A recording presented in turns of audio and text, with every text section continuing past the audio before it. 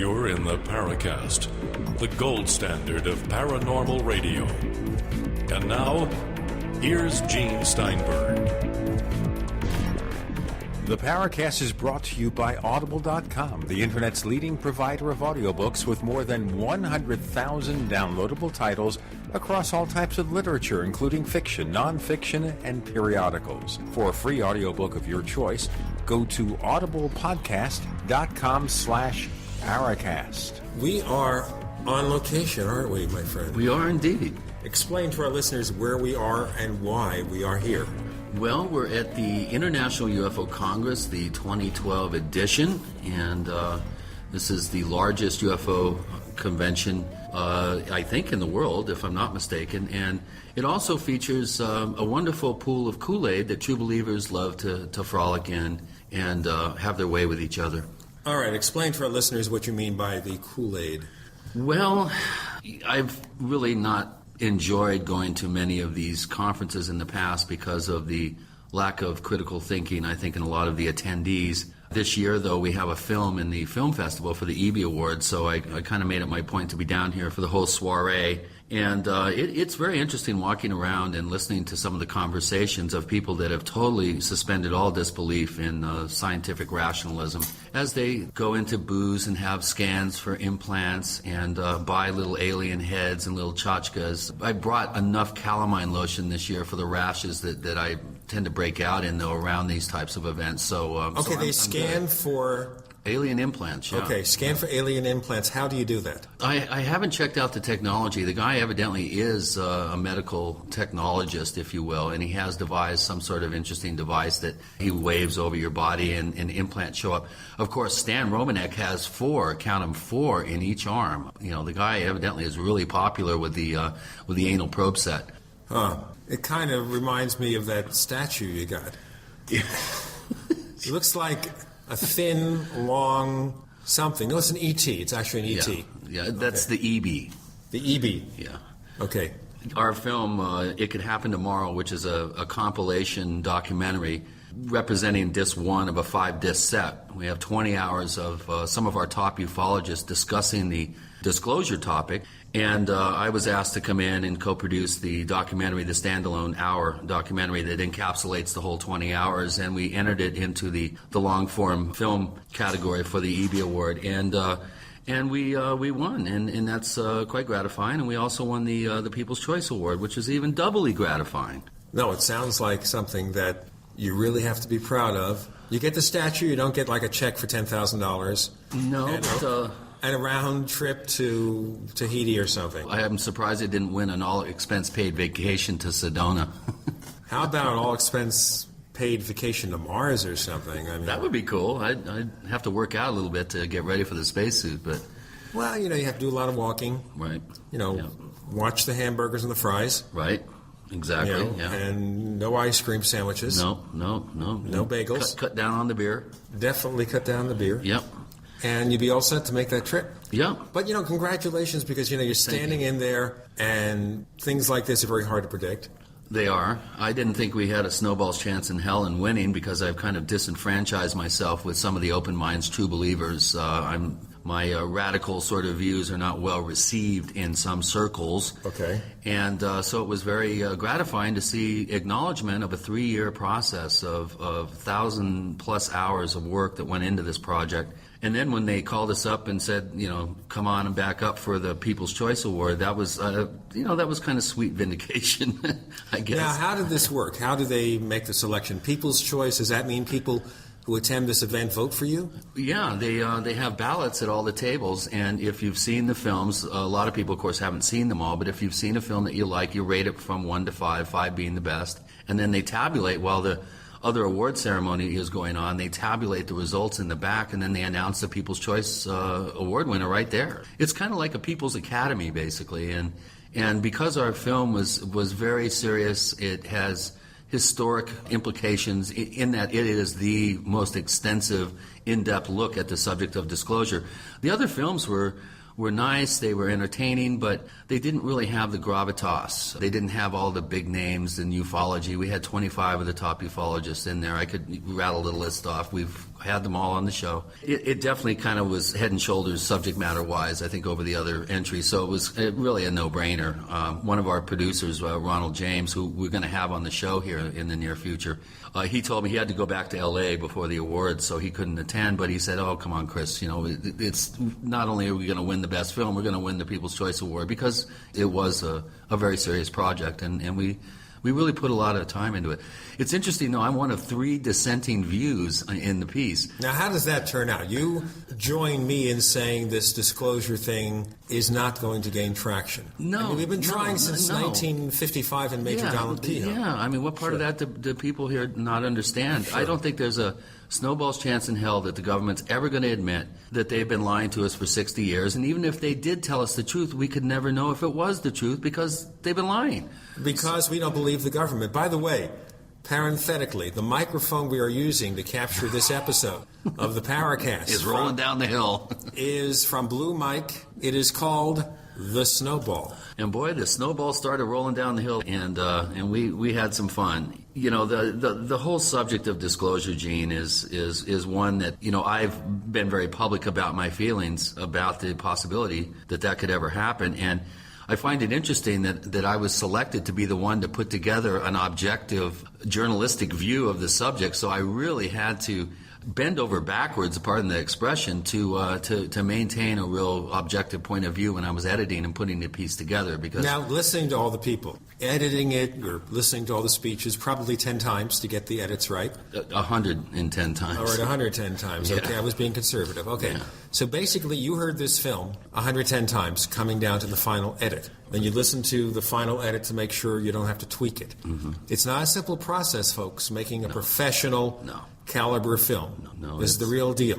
Okay, so did anything in what you heard change any of your opinions? No, it didn't. But what it did do was educate me about why we are in this position now here in 2012 with 60 plus years of background information that was presented by our very, very fine researchers in the project that are featured.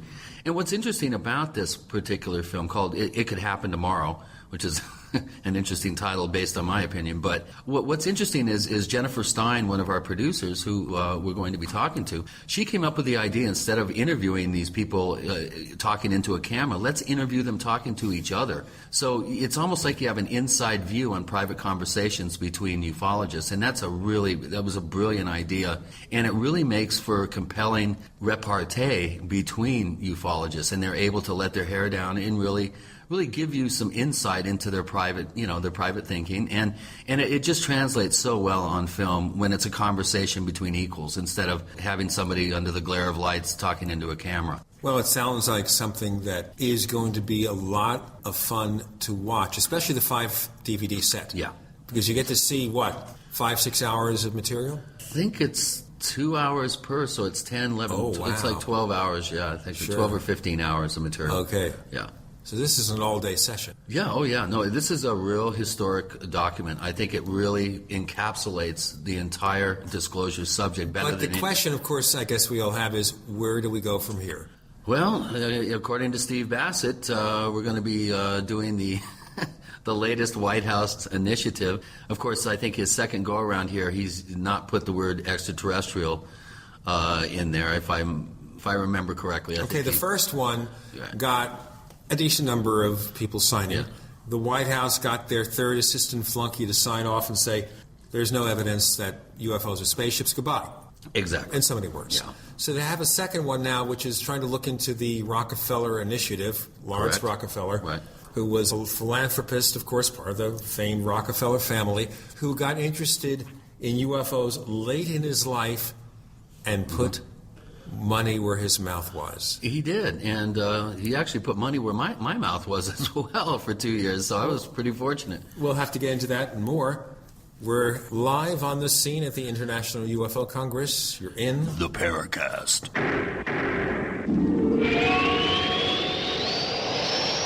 As you know, the Paracast is brought to you by Audible.com, the Internet's leading provider of audiobooks with more than 100,000 downloadable titles across all types of literature, featuring audio versions of many New York Times bestsellers. For our listeners, Audible is offering a free audiobook to give you a chance to try out their service, such as Steve Jobs, the best-selling authorized biography from Walter Isaacson. For that free audiobook, go to audiblepodcast.com/Paracast. That's audiblepodcast.com/Paracast. You know, we develop trust in the people we know, but we don't really know someone we can see. That's why I recommend GoToMeeting with HD Faces. It's a simple online meeting service. It's GoToMeeting by Citrix. All it takes is a webcam and a click to instantly collaborate. You can start hosting your own face-to-face online meetings today with GoToMeeting. You can try it free for 30 days. Visit GoToMeeting.com, click the Try It Free button, and use the promo code PODCAST.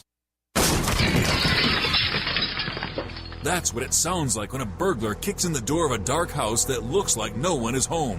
Don't let your home be the next target. Make it look like someone is home watching television with Fake TV. Fake TV is a small electronic device that makes the same light as a real television, so from outside it looks like someone is home watching TV. Fake TV plugs in just like a lamp on a timer, but is far more convincing to burglars. Fake TV deters burglars, costs far less than an alarm, and is highly recommended by numerous police departments. Use it anytime you're away from home. To order your Fake TV for only $34.95, go to faketv.com. or call 1-877-5-FAKE-TV. Each additional Fake TV is only $29.95, so get one for you and one for a loved one for safety, security, and peace of mind for both of you. Call 877-5-FAKE-TV or go to faketv.com. faketv.com, the burglar deterrent. Digestive health is the key to wellness and elimination of toxins. That bears repeating. Digestive health is the key to wellness and elimination of toxins. And Pro EM1 Daily Probiotic Cleanse is the key to digestive health. Pro EM1 is a powerful liquid probiotic, strong enough to cleanse, gentle enough to use every day. Pro EM1 is dairy, wheat, and soy-free, contains all natural and certified organic ingredients, contains no preservatives or animal products, supports a healthy digestive and immune system, supports weight loss, improves absorption of food nutrients, aids in controlling yeast infections, is never freeze-dried, and uses 3 groups of live, viable, beneficial microbes to cleanse and remove toxins. Order Pro EM1 Daily Probiotic Cleanse at Terraganix.com, spelled TerraGanix.com, Terraganix.com. Or call toll-free 866-369-3678. That's 866-369-3678. Pro EM1, the raw probiotic. Iodine protection packs from hempusa.org are now in stock for immediate delivery worldwide. Our iodine protection packs include microplant powder, green life kelp, red palm oil, and our clear roll-on iodine that will feed the body the iodine it needs. All iodine protection packs are in stock, save you money, and ship for free in all 50 states. Visit hempusa.org or call 908-691-2608 today. HempUSA.org has a revolutionary wonder food for detoxing the body and rebuilding the immune system. Microplant powder can help unclog arteries and soften heart valves while removing heavy metals, virus, fungus, bacteria, and parasites. Plus, it cleans and purifies the blood, lungs, stomach, and colon. Keep your body clean with microplant powder. Visit us at HempUSA.org or call 908-691-2608 today. We'd like to hear from you. If you have a comment or question about the Paracast, send it to news@theparacast.com. That's news@theparacast.com. And if you'd like to catch up on past episodes, we have hundreds of shows for you to download, direct from theparacast.com. That's theparacast.com. Or check us out at iTunes. Last year, when we were at this particular event, we interviewed Richard Dolan, who's one half of the writing team of a book called After Disclosure. So it was fitting that we get the other half of that writing team, Bryce Zabel. But Bryce, welcome first to the Paracast. We're glad to have you aboard. And the first question I want to ask here is, how do you make it from producer to author, especially about UFO-related stuff. It is a transition, but on the other hand, it's kind of puts me in a place where I've been heading all my career.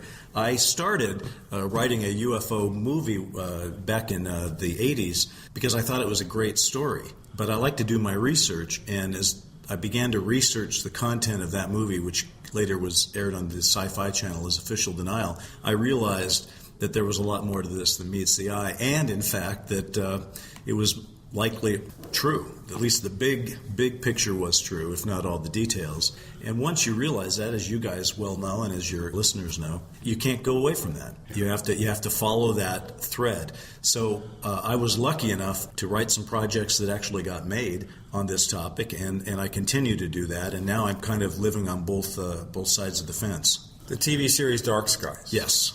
Which is one of my favorite TV shows. I was bummed when it went off the air. Not as bummed as we were. I bet. Because really so many people have to work so hard to make a television series. But I look back on the making of Dark Skies and think how incredible it was that we got a establishment U.S. television network to give us $40 million to make something as subversive as Dark Skies, which basically in its pilot argues that John F. Kennedy was going to disclose the truth of UFOs in his second term and had that cut short. So the whole series is sort of a debate about disclosure, with the leader of Majestic 12 being one of the characters who says basically the people can't handle the truth, and the young recruit into the organization, the John Lowengarde character, basically saying the people have a right to know. And what's interesting about disclosure debate there is that that's a fair fight. It is possible to say at the same time, with complete truth, the people can't handle the truth, and the people have a right to know. These are kind of mutually exclusive, and yet they're legitimate points of view. Which network did this go on? NBC. Yeah. NBC. Right. And this is a time, what year was this now? Well, it went on the air in 96 and finished in 97. Was this during the Seinfeld era? Well, Steinfeld was still on. The thing about it that makes it current now is that I always wanted it to get out on DVD so people could see it, because the truth is it aired before the rise of DVRs, and so I don't know about you guys or your listeners, but most people don't try to stay home on Saturday night. They try to go out to dinner with friends or go to parties or whatever. They're not home to follow a television series regularly. Nowadays, you see Saturday is death for a TV show. Totally. You take the show that's been canceled, and you have 4 episodes in the can. Yeah. Like The Firm, based on the John Grisham novel. That series, now you see it on Saturday because it's been canceled. It got terrible ratings. There you go. Well, I have to say, though, Dark Skies got on NBC with them attempting to turn Saturday night into something real. They called it the Trilogy, and they had 3 series in a row, and they were trying to make Saturday night appointment viewing for a whole generation of viewers, but it didn't. It doesn't work. And now it might have. So for 14 years, I have been trying to get this thing released, and finally, last year, 2011, the Dark Skies series finally came out on DVD, all 20 hours of it, including 2 versions of the pilot that were shot for very interesting reasons, including all of the extras and the goodies and the behind-the-scenes stuff. So I finally feel like we did it right, and it's a beautiful thing. Okay, did you have a proper ending at the end of the season?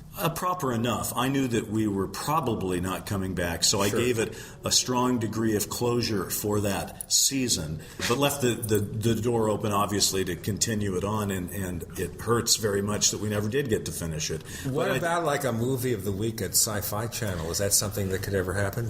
I would love for that to happen, and I think a lot of other creators and developers of television series that are prematurely canceled would like to see that happen. Well, it happened with Farscape. Farscape got knocked after, 4 years or 3 years? It's rare, though. I've certainly argued and tried to pitch for this, and people have been resistant. Particularly, I think the Sci-Fi Channel, by the way, could have an entire business model where they allowed all these great sci-fi series to come back for 2 hours. I did another show called The Crow Stairway to Heaven, which also had the same problem, had to end after a season, and it would be incredibly interesting to bring that cast back together and reinterpret and give it a proper closure.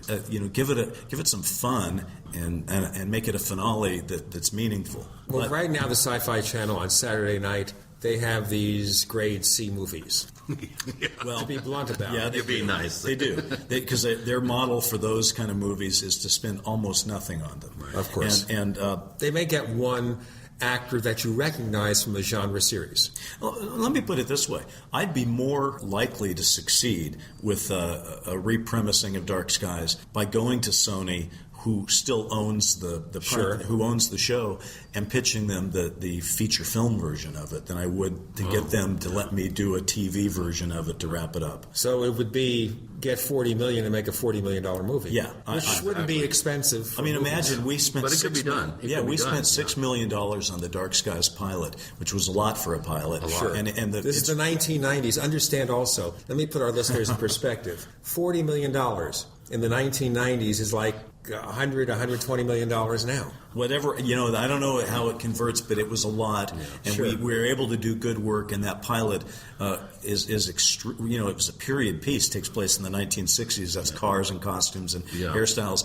but it looks beautiful and it holds up so well today. But it would be very interesting to recast it with feature film quality actors. Although our actors were very good, very good. And tell our listeners, because I think a lot of listeners don't remember a 15-year-old TV show. Of course not. Who was in it? People you recognize, some of these people you know from other series. The young couple on the run was Eric Close and Megan Ward. More people are familiar with Eric Close. He did, I think, almost 11 years on Without a Trace. Right. He's played on that CIA series a year or so ago. He's been on series. He works constantly. The person people remember very clearly was the leader of Majestic 12, Frank Bach, played by J.T. Walsh, a fabulous feature film character actor. You've seen him in 1,000 things, from Outbreak to Nixon to A Few Good Men. A Few Good Men. Sure. A Few Good Men, he played this crazy guy who blows the whistle on Jack Nicholson's character. And he was a scary guy on camera and in person. Oh. He died after the Dark Skies series concluded, about a month or two later. But he was a very the intensity he had as a human being. Let me put that as artfully as possible. The intensity he had as a human being translated into a sort of a tightly coiled presence on camera that had a very a great sense of menace to it. And I think people that watch the entire series really do enjoy the back and forth and the battle between the Lone Guard and the Bach character. We have Bryce Zabel. We're talking about the expired TV series Dark Skies and what went on in a series that was canceled before its time.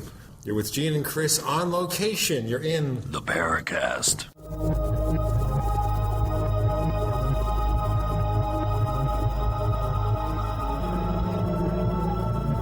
The GCN Radio Network, providing the world with hard-hitting talk radio. GCN. Great talk radio starts here. Ray Perkins, a reclusive veteran burned out from the Gulf War, lives tortured by relentless, perplexing nightmares. Nightmares of a horrific battle in deep space and of a mysterious woman suffering in agony for her devastated world. A woman not yet born, calling across centuries to him. Then, a coincidence leads him to his destiny, his chance to alter the universe. Attack of the Rockoids. The former fiction editor for Star Wars and Indiana Jones, Robert Simpson, writes, "The soul of the novel Attack of the Rockoids lies in its heart and passion for building a convincing tale of a love that spans the galaxy, a thrilling story. Attack of the Rockoids is available now. Read a sample chapter and get a special discount off of the cover price at our website, rockoids.com. That's ROCKOIDS.com. Attack of the Rockoids, a novel in the grand science fiction tradition." How would you like to have normal blood pressure? This is Ernesto from Illinois. I had my doctor's appointment yesterday, and I got my labs in. My HDL is 119L, and my LDL is 37L. My doctor asked what I was doing to lower it so much, so I told her about HB extract. Millions of people like Ernesto are suffering from high blood pressure, congestive heart failure, unbalanced cholesterol, irregular heartbeat, and clogged arteries. But now there's an effective, natural, 100% organic nutritional supplement for a healthy heart and circulation. Heart and Body Extract. My blood pressure has not gone past 125/80 in almost a month. Experience amazing benefits when your body gets what it needs with the assistance of Heart and Body Extract. She she did a double take when she looked at my ER labs. She couldn't believe it. Order at hbextract.com or call 866-295-5305. That's hbextract.com or call 866-295-5305. Thank you. Heart and Body Extract. Would it save you time to get the best quality water filters and the best quality storable foods from one company? You bet it would, and now you can at BigBerkeyWaterFilters.com. Big Berkey water filter products and great tasting, long-lasting, storable Wise foods are both now available on one website, BigBerkeyWaterFilters.com. Wise foods, ready-to-eat meals are packed in airtight nitrogen pouches and come with a 25-year shelf life. Big Berkey water filters are powerful enough to purify treated, untreated, or even stagnant pond water. Combine Berkey water filters with Wise foods for an unbeatable preparedness combination. Get free shipping on every order over $50, and GCN listeners receive 5% off all ceramic filter systems. Visit Big, BERKEY, waterfilters.com or call 877-99-BERKEY. That's 877-99-BERKEY or go to BigBerkeyWaterFilters.com. Did you know that how well your brain works is directly dependent upon how well your gut works? Did you know that an inflamed or compromised digestive system directly contributes to poor focus, depression, irritability, attention deficit, and hyperactivity? By eliminating the inflammation in your intestines and by having good bacteria populations, you may enjoy better brain function. The most important protein your body needs to keep inflammation down is glutathione. The number one food to support a dramatic increase in glutathione production is undamaged whey protein from grass-fed cows. Virtually all whey proteins are damaged by heat, filtration, and chemicals, except one. One World Whey is the most life-giving whey protein on the market. It is changing the lives of its users in very positive ways. One World Whey may act as one of the most important health foods to support your and your child's optimal brain function. Call 888-988-3325. That's 888-988-3325. Or visit oneworldwhey.com. That's oneworldwhey.com. This is Jim Mosley, editor of Saucer Smear, and I'm here to say a good word or two about the Paracast, which I believe is the gold standard of paranormal radio. Listen to it if you can.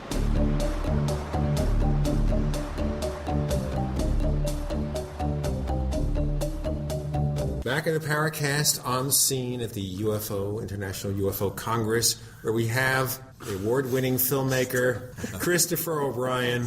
I'm embarrassed. Yes, he is. I'm sitting here next to one of my heroes here. You're embarrassing me. I gave you a standing ovation last night. Thank you. Yeah, that was well deserved and a great project. Thank Absolutely. you. Yeah, Ron did a great job, and Jennifer too. I mean, it was a labor of love. But one thing I want to mention, Bryce, when I was in the thick of an intense UFO wave in the San Luis Valley, 96 was probably the most intense year that I investigated. At one point, 17 cases came in one day, just to give you an idea of how intense it was. That's intense. When your show came on, I thought to myself, these guys are way ahead of the curve. I'm not sure if the audience is gonna be able to accept this, the whole premise.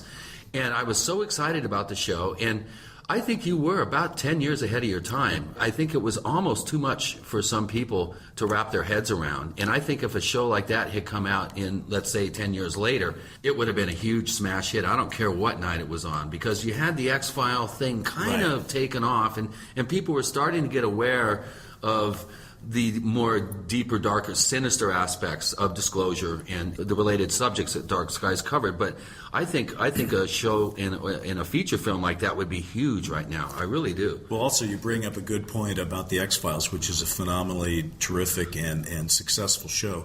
We happened to be coming out around the time the X-Files was also on, and so our core audience that should have embraced Dark Skies, because it was hardly a copy of the X-Files. It was completely different. Totally different. But some of our people who would normally be counted upon to support us, fans have a way of choosing sides, and so there was a sense that they had to choose their favorite already of the X-Files. And I think what time has done for us, and the DVD release, has allowed people to see them as completely distinct and separate products. It was apples and oranges, no Absolutely. question. Yeah. But it was a subversive show because, just to lay the concept out a little cleaner, here we have a situation taking place in the 1960s where all of the 60s historical currents are woven into the UFO mystery. So we had episodes that dealt with Vietnam, the civil rights movement, even Beatlemania. We had John Lennon in the series. Oh, of course, understand, John Lennon saw a UFO. Not only did he see a UFO, he was outspoken in interviews after having seen it that. about how incredible it would be to society.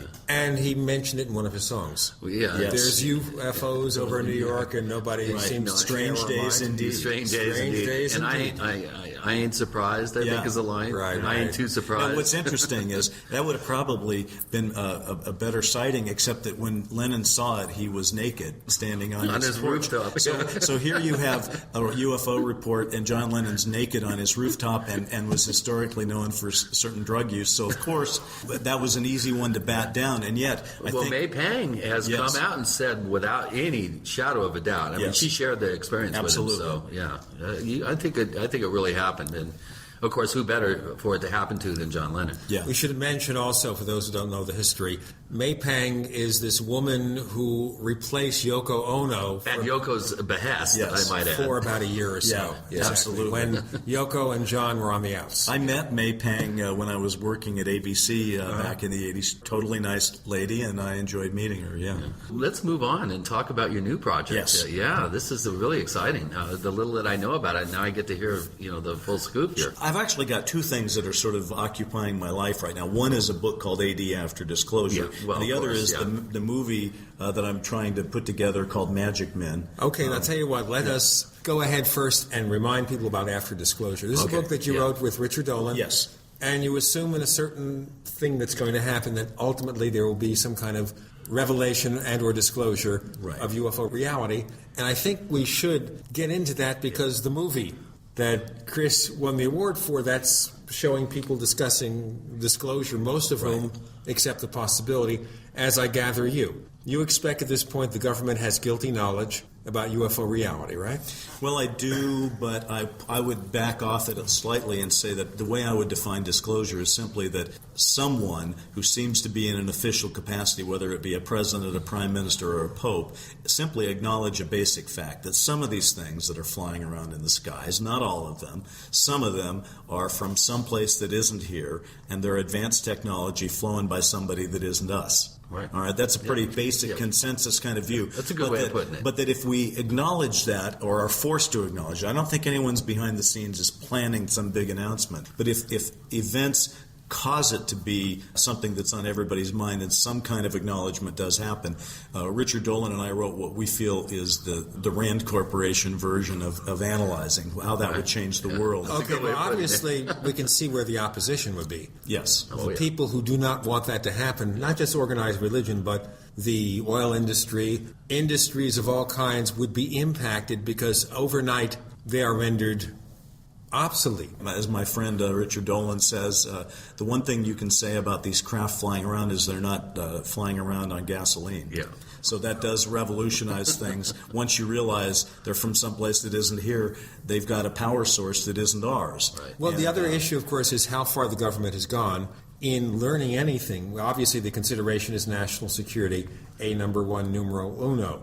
Now, the other thing you wonder about is how would they keep it a secret if it is a secret? Would they funnel it into private industry where then it's not easy to track? We think so. We think so because one of the things that the Freedom of Information Act has taught us is that some of those early documents from the 40s and the 50s, even into the 60s, are pretty damning documents. They prove that at the same time the government and military officials are denying that UFOs can have any credibility at all. They're taking them very credibly behind the scenes. The Twining That's memo right. is a smoking gun. Who says Twining, the general in charge of the Air Force Material Command, said the phenomenon is something real and not fictitious. So clearly there's that. Now, the other issue, of course, is the fakeries. Yes. We have MJ-12, many of which are deemed fake, some of which may be true, but we have controversy. Stanton Friedman will say it's true. Kevin Randall will say it's not true. Right. What's your take on that? Well, as a dramatist, I take it that it's true. In other words, I made Majestic 12 a key part of the Dark Skies mythology because we understand that. I felt that was good, and I'm using it in Magic Men. What do I personally think? I think Stanton Friedman is one of the most dogged researchers of documents I've ever met, and I give a lot of credit to Stanton for finding elements that disprove some of the skeptical counter-arguments. If I had to guess, I would say that the Eisenhower briefing memo that people may or may not know about, I put that one as real, and I put some of the later ones as possibly not real. It would follow then that maybe the government possibly invented a few documents to hide the real one. Might. And also I think it's very true. If you think about it, World War II created an entire cottage industry of people who were good at disinformation. I mean, that was what they had to do in order to win the war. And a lot of those people were still in the military or accessible to the military during the time of Roswell and probably came aboard and helped create that situation. And we have to assume also here that you accept the reality of Roswell. I do. Okay. I do because I have read enough about it where it's. I'll tell you one thing I don't accept. I don't accept it was a weather balloon. I mean, you better come up with some radical counter explanations to the weather balloon, regardless. The one thing that sort of transitions us here is the two people we've talked about, Stanton Friedman and Donald Schmitt, who both competed to break the Roswell story, are people whose life stories I've optioned, as well as their books on Stanton Friedman's Top Secret Magic about the Majestic 12 documents, and Don Schmitt's Witness to Roswell about the Roswell investigation. I think these two guys have done a very good job of proving their case. Don Schmitt, in particular, has interviewed so many people at such depth that it isn't that there's one single person, although there are some like that, but it's more the mosaic that these 300 witnesses create of a Roswell-based panic to get something handled. Bryce Zabel joining us with Gene and Chris on location. You're in the Paracast.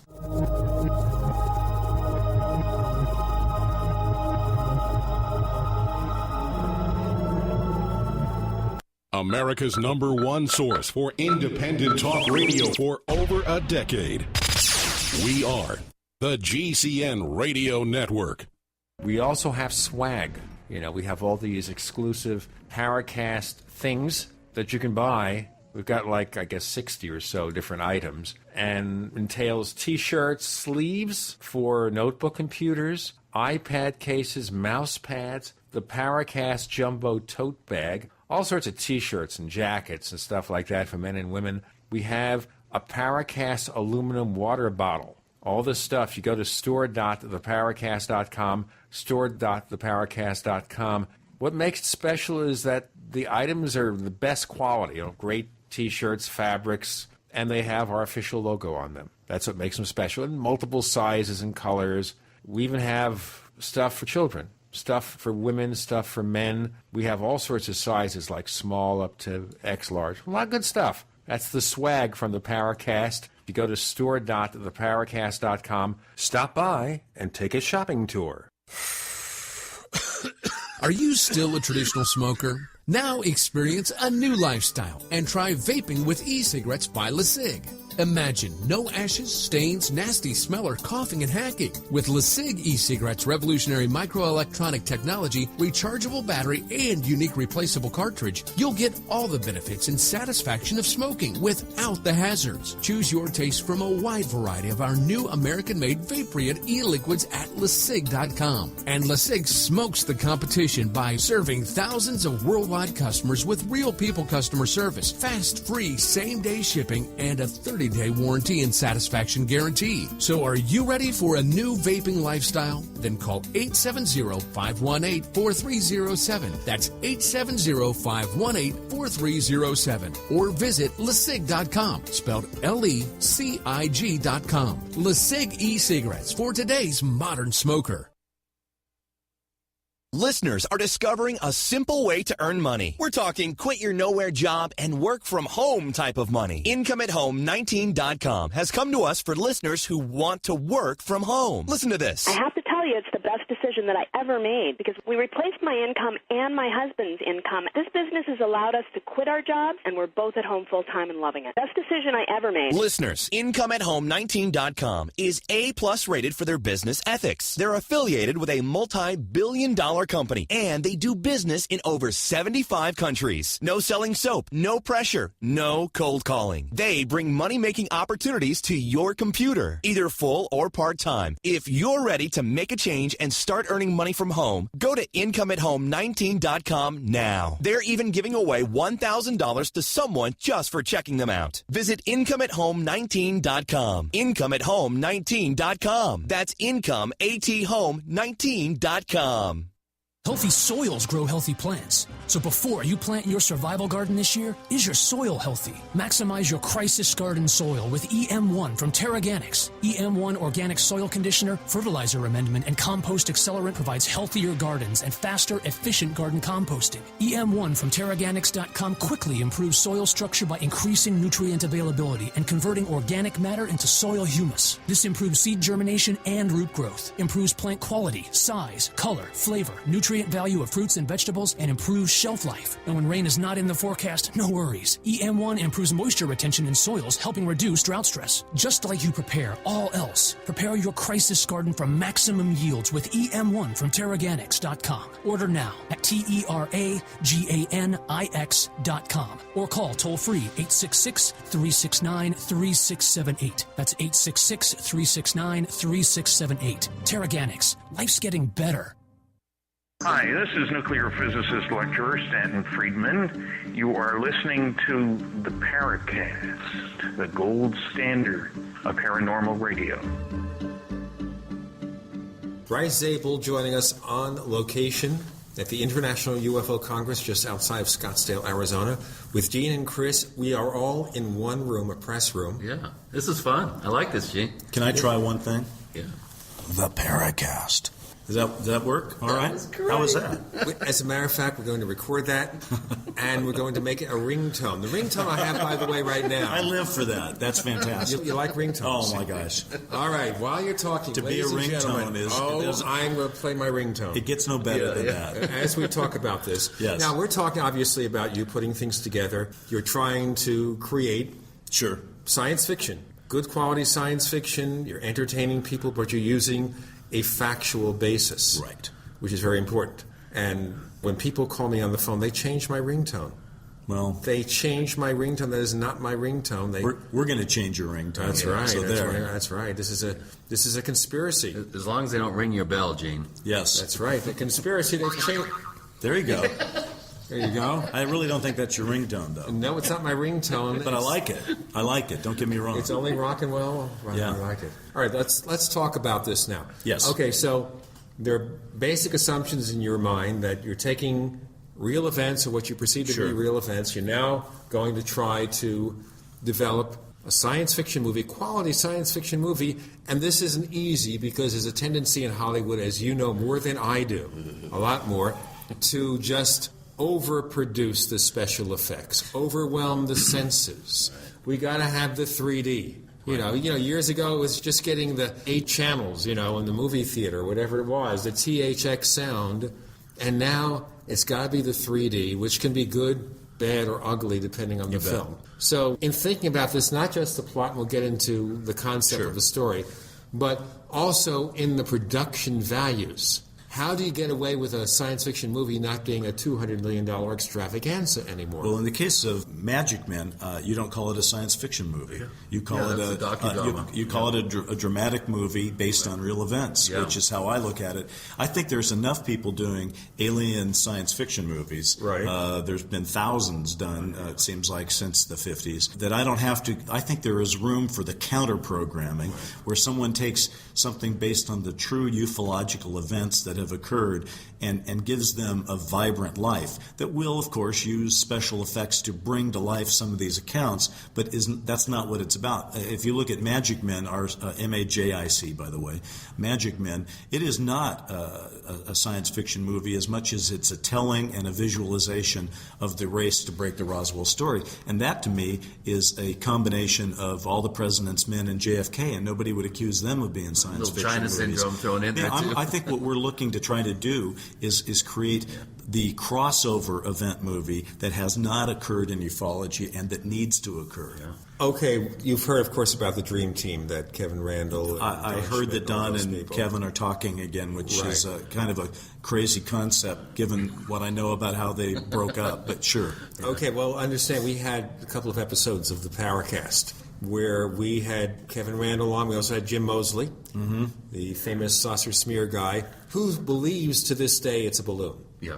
Oh, he'll hang on. He'll till hang the on. end. Yeah. Well, hopefully that end won't be coming soon. He's getting on there in years, but hopefully it won't be for a long while. It wasn't a balloon. Yeah. It wasn't a balloon. Okay. So this kind of film, getting the muckety-mucks in Hollywood to accept anything, to greenlight anything, has to be an amazing miracle. And then getting them not to tamper with the story.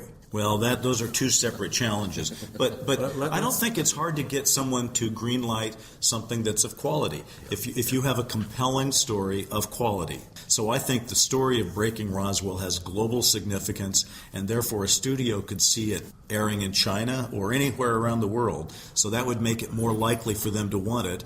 I think that they can see a reason to greenlight a story of this kind. And the other part, I forgot what the other part was. The other part, of course, is keeping too many Hollywood cooks. From tampering. Keeping from tampering. Well, look, here's the thing. I've been rewritten. I've rewritten people. I've had really bad experiences. I've had really good experiences. I'm just trusting my instincts and my gut to find the right team to try to bring this story to fruition.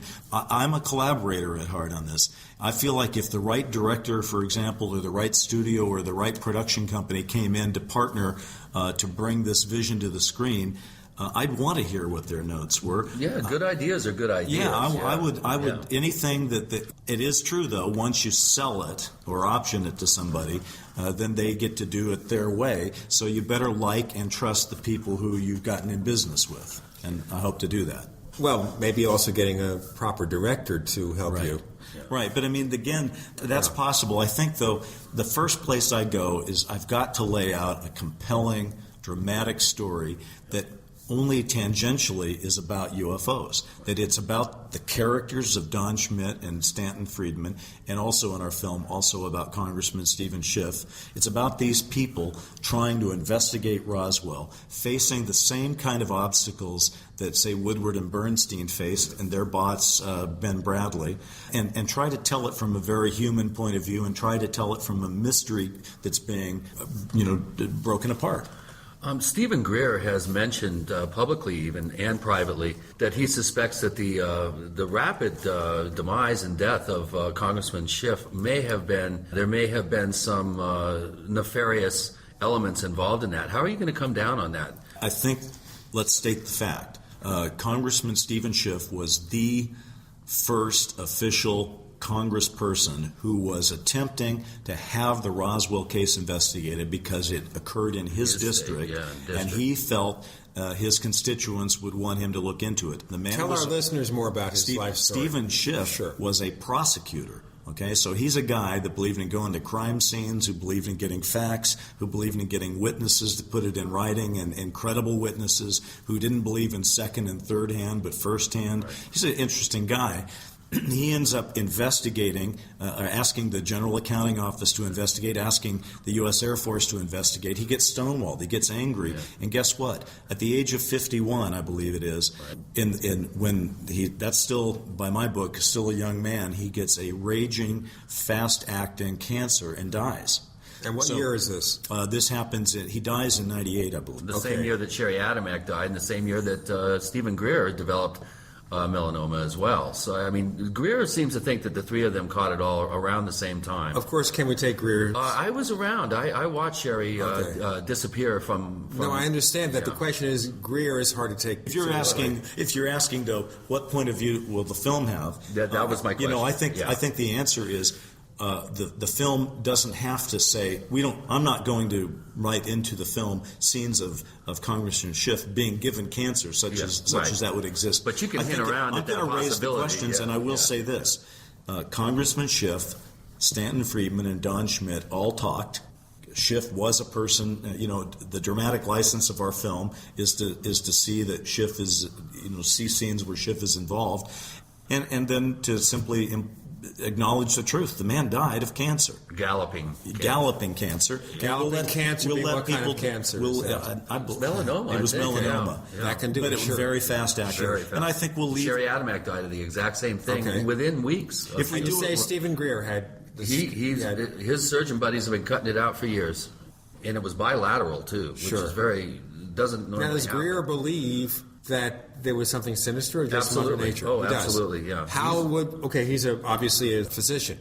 Again, like I said, in the past, we have not taken him seriously because some things are really over the top. I agree. CSETI, stuff like he does, really, really over the top, and you have concerns about it, and, I'm not going to... Which is why he's not a character in this movie.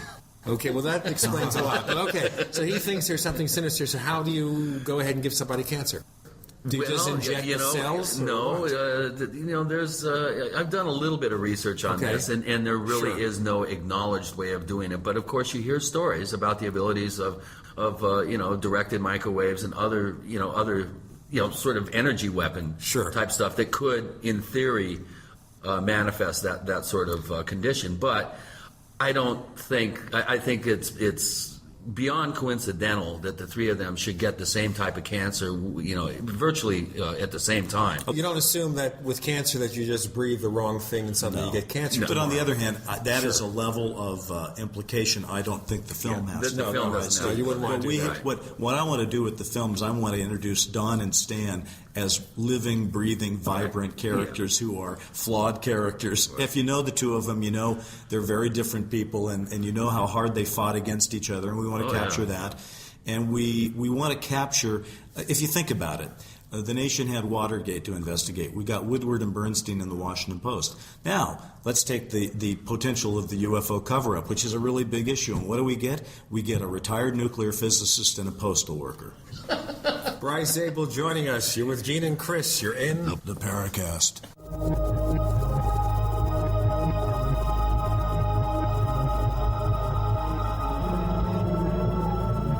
Are you tired of searching for great talk radio? Something more important. Search no more. We are the GCN Radio Network. Hi, Ted Anderson announcing a great way to listen to radio on the telephone. By calling 760-569-7700, you'll be hearing GCNlive.com programs in seconds. Come to GCNlive.com, find your favorite host's dedicated phone number, and hear them 24/7. You heard me right. Every show has a dedicated phone number. Stop by GCNlive.com and bookmark their number today. And again, that's 760-569-7700. We the people grow cotton, weave fabric, engrave ink, embed strips and fibers to protect from counterfeit and carting to a private bank, having it lent back at interest, forcing taxes to service debt. This capitalism, or was Jefferson correct when stating a central bank issuing the public currency is a greater menace to the liberties of the people than a standing army? Ted Anderson, I'm placing a free silver dollar in a book that explains our monetary system. Call for your copy, 800-686-2237. It's time to understand the system. Call 800-686-2237. That's 800-686-2237.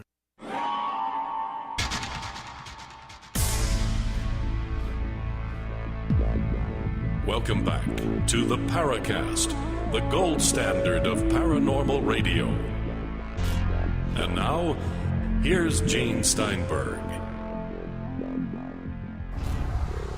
Bryce Zabel joining Gene and Chris on the Paracast, and he is going to audition as the man who says the Paracast. Okay, so we're going to record that. We might actually have to hire him. Unfortunately, then we have to contact the union. Yeah, the problem we have is, to talk to his honestly, agent. at the end of the day, I just don't know if you can afford me because... Listen, I can't afford me. I'm so unique. Well, you definitely can afford me, I guess it seems. So you're hired. Yeah, because in Hollywood, that's really what counts. Oh, boy. Who can we afford to get? Well, that's, okay, so that's interesting here. Okay, now you're putting a film like this together, and a lot of times it rides on a vehicle, as a vehicle for a director, right, for a producer, for a star. Sure. So this is just... Yeah, who do you see? Well, you're spitballing. Do you have a short list? We're spitballing here. Okay, if you had your wishes granted, at night when you are putting words to paper and you imagine, visualize these characters, Stanton Friedman, Don Schmidt. Right. Well, I'll tell you something. I do that even though, let's put this caveat out there, a guy in my place doesn't cast this film. By the time the studio gets their hands on it, the director and the studio, they'll be casting it. But what a writer can do... You're just a screenwriter. But what a writer... Well, I'm going to be a producer on the film as well, but I won't write the checks, so therefore they'll get their way. But you do, in your mind's eye, have people in mind as you write something. So I'll throw a couple of names out, not that there aren't 50 other great actors that could do it. But for Stanton Friedman, given that it's taking place in the late 80s through the mid-90s, I look at Philip Seymour Hoffman as a potential guy. Oh, yeah. And for Don Schmidt, I look at Josh Brolin as an example. Yeah. And for Congressman Schiff, I look at Billy Bob Thornton. Those are the people I was thinking in my head as I wrote it.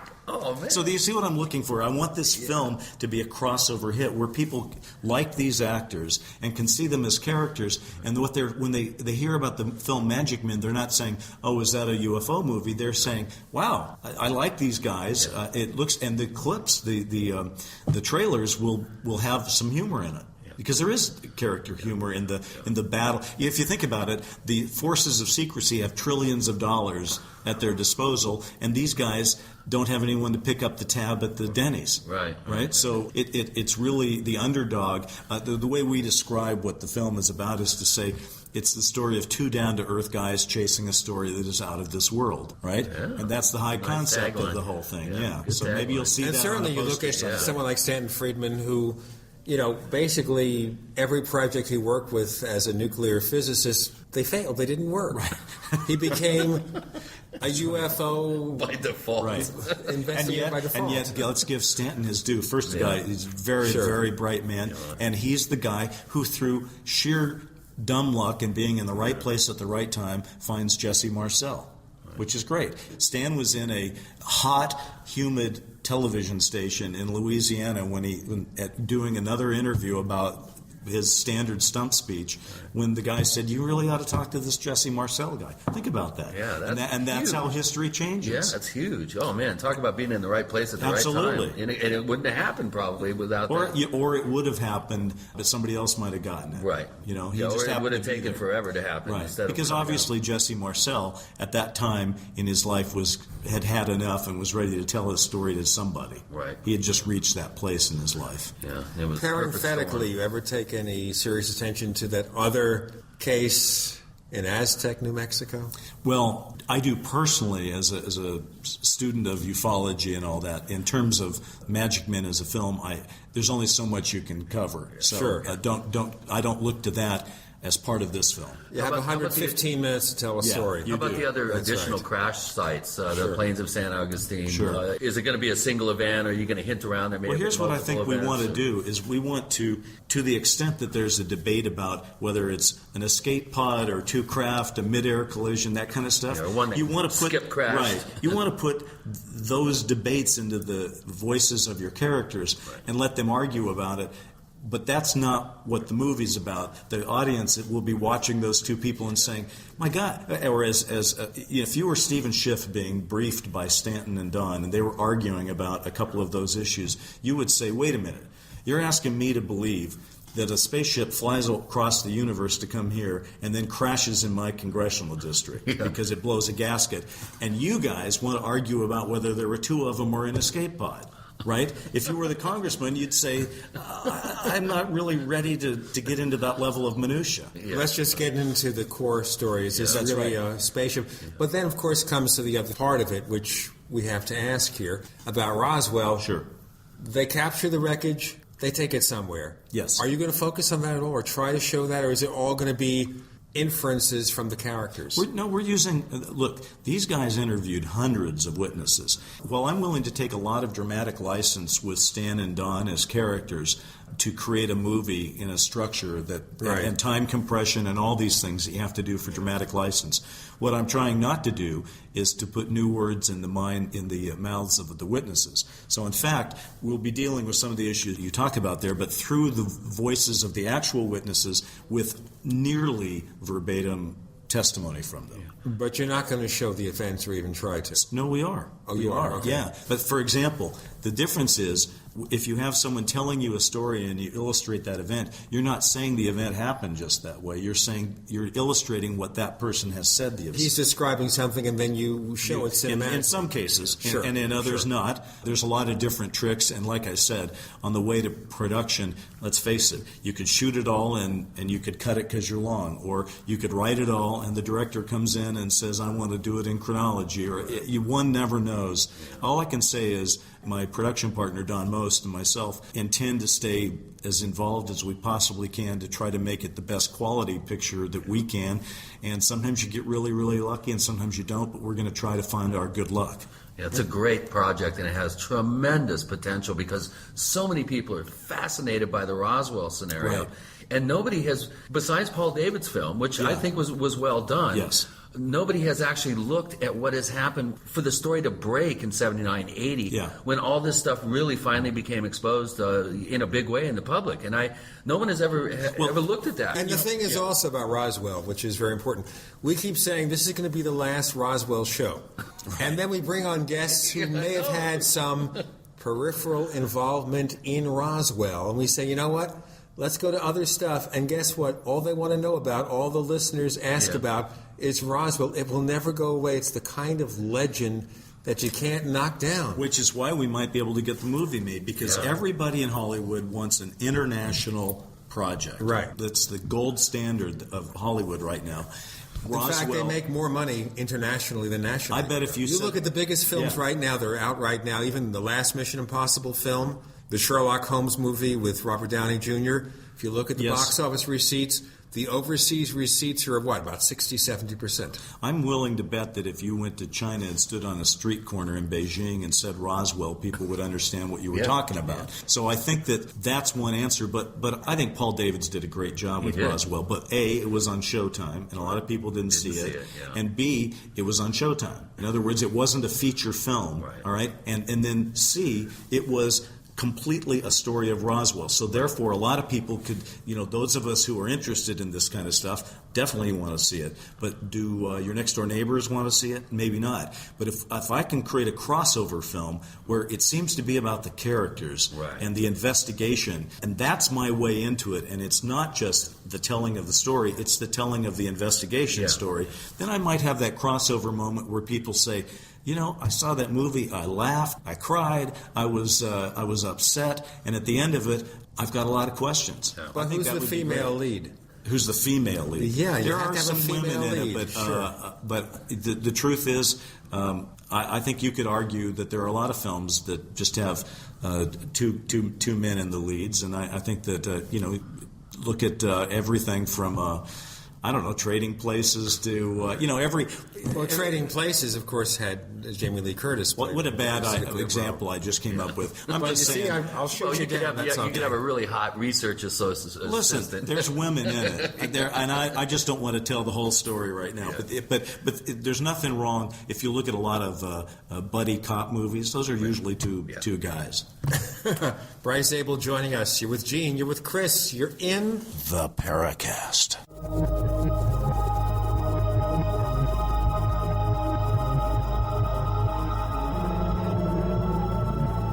So here's what happened. I was placing an order online. The site went down. It just stopped responding. It took hours before it returned, but I'd already placed the order with another company. If your site goes down, you could lose business. And if you have a business or personal site, you'll want to know it's easy to run and it will stay online. At iWeb, your site is hosted on one of the most reliable networks in the world. Check it out. iWeb.com. That's iWeb.com. You expect professional service from your doctor, your accountant, and even the girl who takes your morning coffee order. Why not from your domain registrar, too? Namecheap.com provides stellar service with no sneaky upselling. We offer more features and security options for your website than there are ways to order a latte. And new domains come with a WhoIsGuard to protect your personal info. At Namecheap.com, you can get your domain for as low as $2.99. Now is a great time to get to know Namecheap.com. What if pain could be reduced, ailments could be alleviated, physical and mental stress could be eased, and blood circulation increased, all by simply lying down?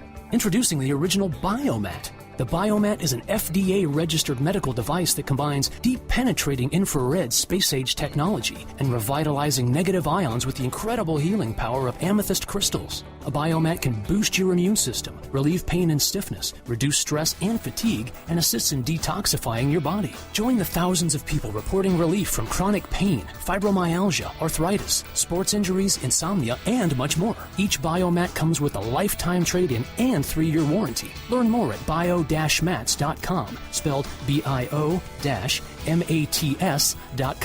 or call 360-944-8692. That's 360-944-8692. Visit bio-mats.com today and enhance your life with a Biomat. So you're a maker of something. Woodcrafts, fishing lures, glass designs, jewelry, purses, perfumes, goat's milk soap. Whatever it is, you made it here in America. Now you're eager for people to buy your products right here locally, instead of buying competing products made on the other side of the world, right? Then you need to check out localmakers.com. Support America. Buy and sell locally at localmakers.com. Doesn't matter if you're a home-based business or a major manufacturer. Localmakers.com offers an easy way to connect with customers within your local community, as well as across the U.S., simply by entering a zip code. And there's no cost to join. So if you're a maker who needs buyers, go to localmakers.com and stock your products on one of our shelves. Localmakers.com, promoting, preserving, and supporting your neighbors' manufacturing businesses. Folks, Iran and the Mideast nuclear mess is already ballooning our gas prices. Whether you're struggling with food costs, which are being blown up by gas costs now, or know that when the Mideast showdown explodes, whatever food supply you have is all you'll get because of huge panic demand, eFoods Direct Family Packs are the answer. Now, the most affordable best food is saving you up to 50% compared to other poor quality food companies. The new Alex Jones Quick Fix Family Packs save you so much money, the savings from eating this food will actually help you pay your other bills. No matter what effect the Mideast crisis or the crashing economy have, you'll have food as delicious tonight as 25 years from now. Order now for 50% savings and free shipping on these affordable family packs. Call 800-409-5633 or efoodsdirect.com/Alex. Call 800-409-5633 or efoodsdirect.com/Alex. We'd like to hear from you. If you have a comment or question about the Paracast, send it to news@theparacast.com. That's news@theparacast.com. And if you'd like to catch up on past episodes, we have hundreds of shows for you to download direct from theparacast.com. That's theparacast.com. Or check us out at iTunes.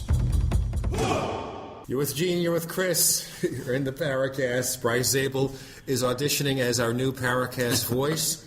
We told him, of course, that the pay scale is very low. I'm just asking people to write these guys. You know their address. You know where to find them.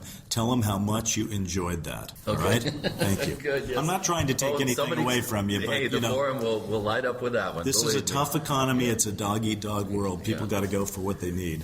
It makes it ever harder. But if, for example, Showtime came to your home box office and they said, okay, you know what? It's not selling. We'll give you, $5 million, whatever. I don't know what their budgets are for a TV movie. Would you still consider it? Oh, listen, my goal is to make this film. Okay. All right? And I will take any good way to make it. And as we all know, there are ways to make the same script for $80 million or $8 million. Right. It depends on how you want to approach it, etc. There are some compromises that are made, but sometimes a lesser budget gives you different freedoms. Sometimes you're able to get the actors to work at scale, hoping to get something on the back end. That's all cart before the horse for me right now. Sure. Right now, my obsession and passion is to tell a compelling story on script that people say, I'd like to make that movie. And we should be so lucky as to find 2 or 3 different sources that want to help us make it, and we can debate how to make it. But I'll tell you one thing. It's easier to make this kind of movie. We do have scenes that are period scenes. We also have special effects scenes, but special effects are cheaper than they were. Even the creature effects are somewhat cheaper than they used to be if you do them right. There's just a lot of experience at this right now, and I know a lot of people look, I worked with a lot of people. It's very funny. When I did Official Denial, they took a 12-year-old ballerina and put her in a plastic suit and made her my gray. And that didn't work out too well. It's a great script, but not the best-looking thing. For Dark Skies, we use CGI and more puppetry in it. And so nowadays, and of now course, we have CGI is pretty cheap. Yeah. But then I also wonder, with all this stuff, you can produce the best special effects.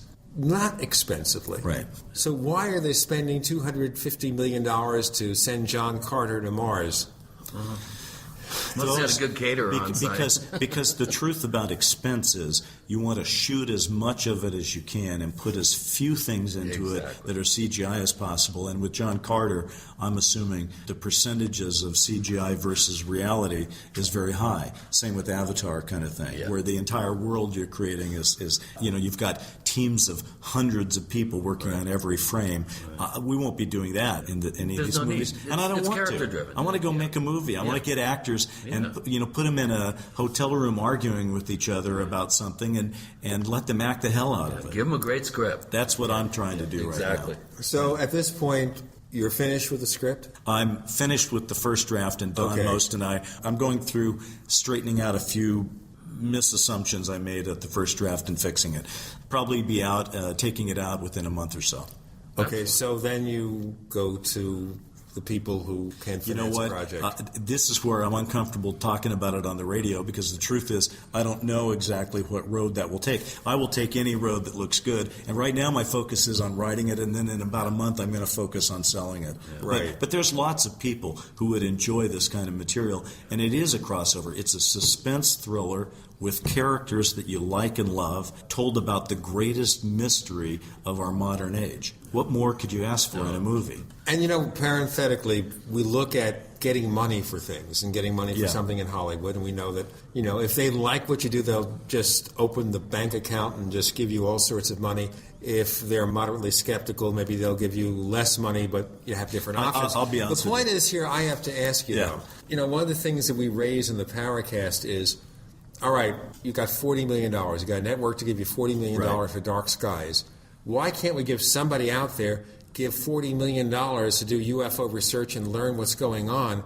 I don't think in 60 years of UFO research we've seen much more than $1 million or $2 million go anywhere. It's outrageous, and I wish some of the wealthier, when I see Newt Gingrich with his super PAC friend writing these large checks to him, I go, wouldn't it be awesome if somebody, and by the way, that's not a slam on Newt. I don't care what people think. I'm not here to be political. But it's obscene, the political process. I'm just saying, wouldn't it be great, though, if somebody could write that kind of check and put it into a trust fund that was administered by people that were sane and sober to really try to move this ball down the field. I'm saying he's sober. That's true. Well, then I'll give you the money. If I ever raise that money for research, I'll call you, gentlemen. But that's a serious question here. Yes, it's it is. one we've raised, which is, obviously, Chris knows this firsthand. Lawrence Rockefeller financed some of his work. But he got into UFOs really late in his life. He must have been, in his 70s before he even got really interested. And publicly, yeah, but he was interested way before that. Okay, he fine. was, yeah. But he didn't put that money out there till he... Bob Bigelow has done some stuff. But again, wouldn't it be nice if Steven Spielberg did it? Or Ridley Scott. Yeah, They got some money Gates. to burn. Bill Gates. He's given away money. And I'm not saying it would take a lot, and neither are you. Yeah. We're just simply saying it's a valid, since the institutions that we fund publicly don't seem to be doing a very good job with it. It may be up. This is the world we live in now, where there isn't a blank check from the government for anything, let alone UFO research, particularly UFO research, and that the people have to do it themselves. So I think someone who actually believes this needs to be investigated in a more public fashion could make it happen in a heartbeat. Right. Or a Paul checkbook. Allen or Bill Gates. Yeah. Or if you look at the estate of Steve Jobs. Absolutely. His widow is administering... That's right. A fund where they're going to give a lot of money to education, very big to education. And this is an education aspect, too. Yeah. Yes, absolutely. Well, you know what? We have an obligation to raise the game. We have an obligation to do that. And that's partly why I'm here and you're here. We're looking for people. Look, there is a spectrum of belief in ufology that we are aware of, and a lot of it can be dismissed. But yet, the way I always put it is the signal noise situation. That's but the noise also, you have to look at this information here. That's what I'm saying. Just because there's tons of noise doesn't mean there's just not a signal. But is there an active participation by the government to hide this stuff? I mean, think about what's happening here now. You had your TV show, Dark Skies. And it went off the air not because of any conspiracy. It was ratings. A standard way TV shows get off the air. Not because someone calls up the president of NBC and says, kill that show. You never heard anything during the course of producing that show from anybody saying, hey, you're getting too close or suggesting anything? Well, actually, okay. Let me back up. I personally don't think you need to have government intervention to convince people to make alien movies to prepare us for disclosure. Yeah. People make alien movies or UFO-themed movies because they're good box office. Yeah, right. And that's why they largely have conflict and are about invasions. Okay. Having said that, and no one at Dark Sky, I never saw any overt influence pro or con on it. But while we were working on it, we were approached on the night of, I had a party for the launch of the series at my house with 200 people. And you know what? This is going to be the cliffhanger. Okay. The cliffhanger of the ages. You're going to hang out for a little bit longer unless someone drags him away on his iPhone. We have Bryce Zabel joining Gene, joining Chris. You're in the Paracast.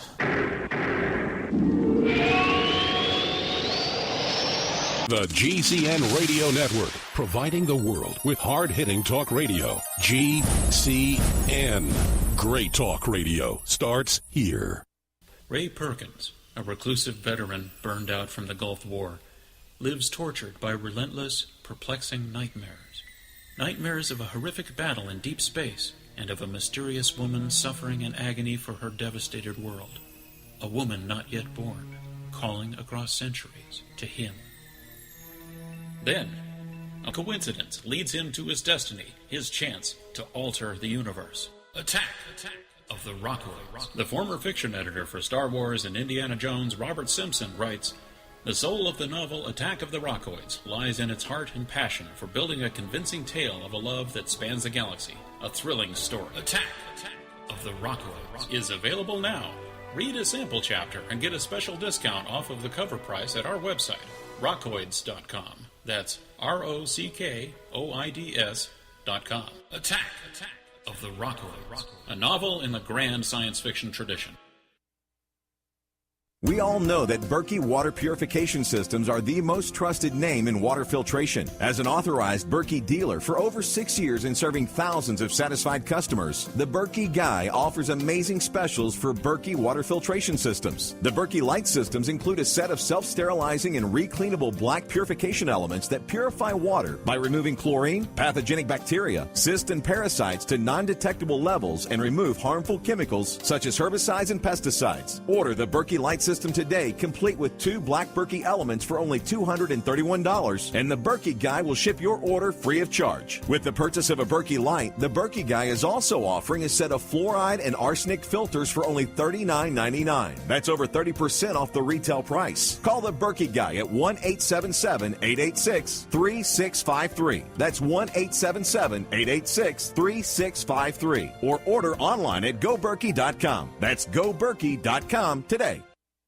Have you ever seen a U.S. postage stamp featuring Abraham Lincoln, Ben Franklin, or George Washington? If you're into stamp collecting, you know it's a fun, affordable hobby. America's leading stamp dealer is the Mystic Stamp Company, and they want you to have their free 140-page color catalog. Go to MysticStampAd.com, the website of the Mystic Stamp Company, serving stamp collectors since 1923. Mystic Stamp is well known in the industry for its experience, superior customer service, and an A+ rating with the Better Business Bureau. Go to MysticStampAd.com to request your free 140-page U.S. stamp color catalog, packed with collecting tips, special offers, color photos, and over 4,600 available stamps. Call 800-433-7811 or go to MysticStampAd.com. That's 800-433-7811 and ask for your free U.S. stamp catalog or MysticStampAd.com. Mystic Stamp Company, America's leading stamp dealer.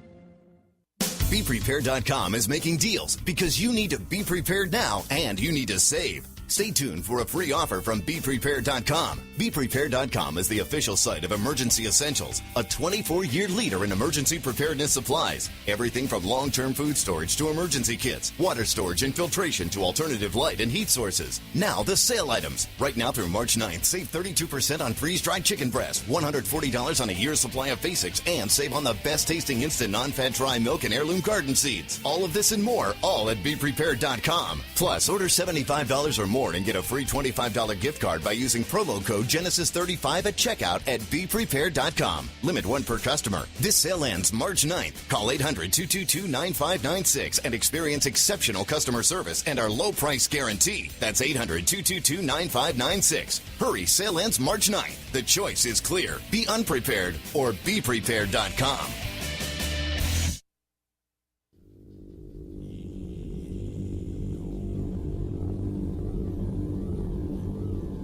This is Jacques Vallée. You're listening to the Paracast, the gold standard of paranormal radio. With Gene, with Chris, you're in the Paracast. Bryce Zabel joining us, film producer, TV producer, script writer, talking about his forthcoming project. We hope there's success. And you were telling us something about a party, yes, during the days of the Dark Skies. Let's TV just set show. the table. And again, let's please set the table. Yes, Dark Skies is premiering in 1996 on NBC. So we have a cast and crew party at my house where there's like 200 people that show up. And we give everybody, we take everyone's picture when they come in and give them a magic badge, M-A-J-I-C, make them a member of Majestic 12. Everybody's having fun.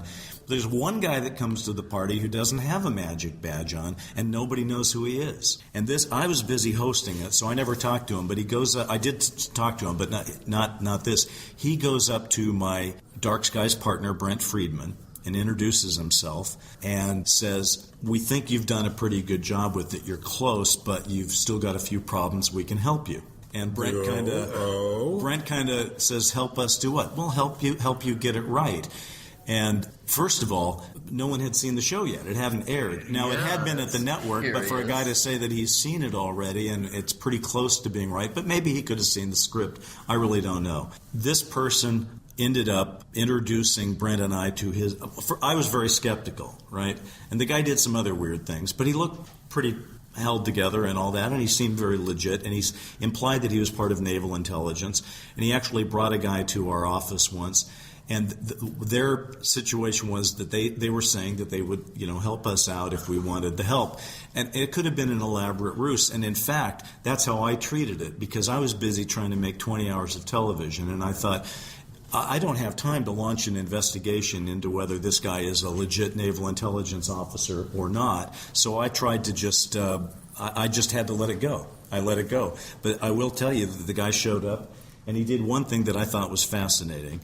and I'll just put this out for your viewers. He asked Brent for a napkin, and he wrote a symbol, a group of symbols on the napkin, handed it to Brent.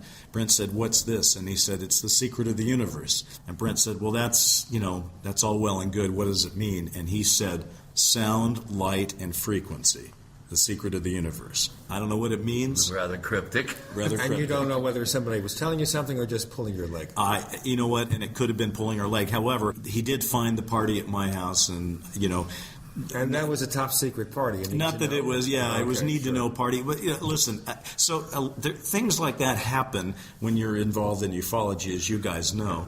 That was the most specific thing that happened at the series. And for those people who want to hear the long version from the horse's mouth, on the Dark Skies DVD set, Brent Friedman, in a section called, I believe it's called The Secret, it's one of those little Easter eggs on the DVD, tells the entire story in detail. Oh, interesting. So for those of you who want to know more, I may have gotten a few of the facts wrong, but he tells a great story. Brent's a great storyteller. And Chris and I get the autographed version of this DVD, right? Yes, you do. Yeah. Is it Blu-ray or just regular? It's just a DVD set. Okay. But and you can, by the way, people can get it on Amazon at a very reduced price, and it's really good. I worked so hard with these people to make it as good as it possibly could be, because I felt like it was a gift to the fans if we did that, and they did a terrific job with it. And yes, you will have your own autograph copy. All right. Oh, wow. On the Paracast.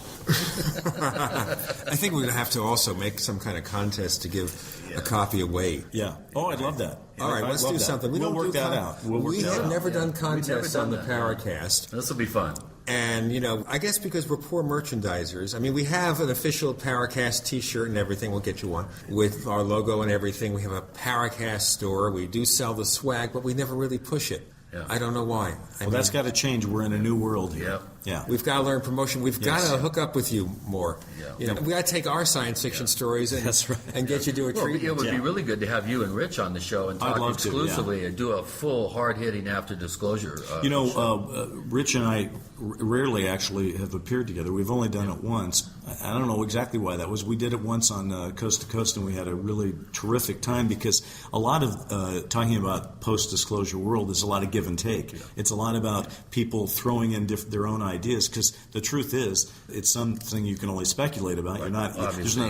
When we wrote the book about it, we told ourselves we had to be bold and daring instead of hold back and be safe, because it's all about creating dialogue and not about ending dialogue. Yeah. So we made a few predictions that are very specific, and I'm always eager to hear what other people have to say about it. Before we get to our next group of guests here, I'm going to ask you to give us in the next couple of minutes a couple of predictions and or expectations. So will we see disclosure in my lifetime, in Chris's lifetime, in your lifetime? You're the young whippersnapper I think. You're awfully kind to say that, but... and I'm going to snap the whip later. So yes, you are. Okay. You know what? This has been the traditional problem, hasn't it? With every 5 or 7 years since the 40s, somebody says it's imminent. And in fact, it goes back, Donald Kehoe said it. The silence group was going to break its silence. People keep predicting it. And I'm the only one amongst this crew who actually knew Major Kehoe. That's right. So I think it's a fool's errand to try to say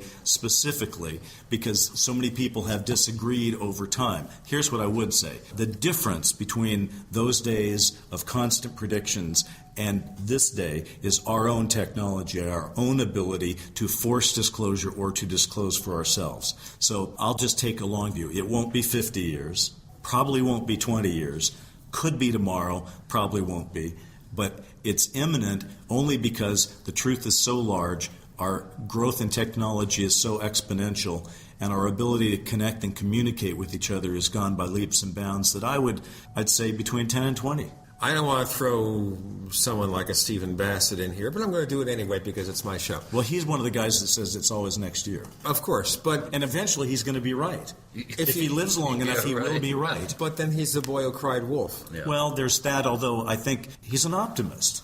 Okay. He's a disclosure optimist. I guess I'm not a pessimist. I'm a disclosure realist. I think that it's like I have a slide image in one of my presentations of a train that's run into a car, and I think that's the best image. The train is truth, and the car is secrecy.